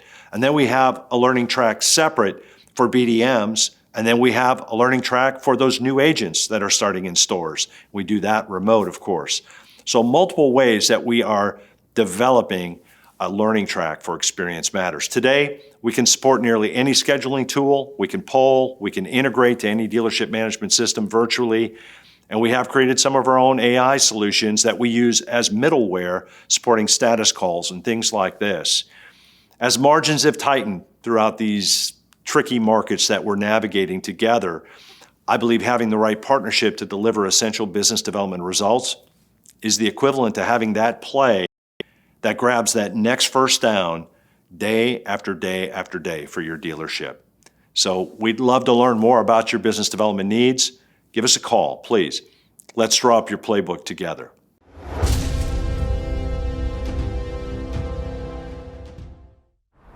At your dealership, customers always come first. Discover how you can help ensure a 5-star experience, boost CSI scores, and control costs with Uber for Business. Elevate your customer experience by providing courtesy rides to customers while their cars are being serviced.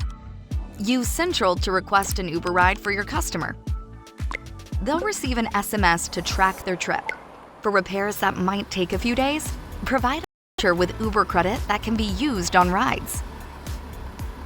Use Central to help move employees to and from the dealership with ease.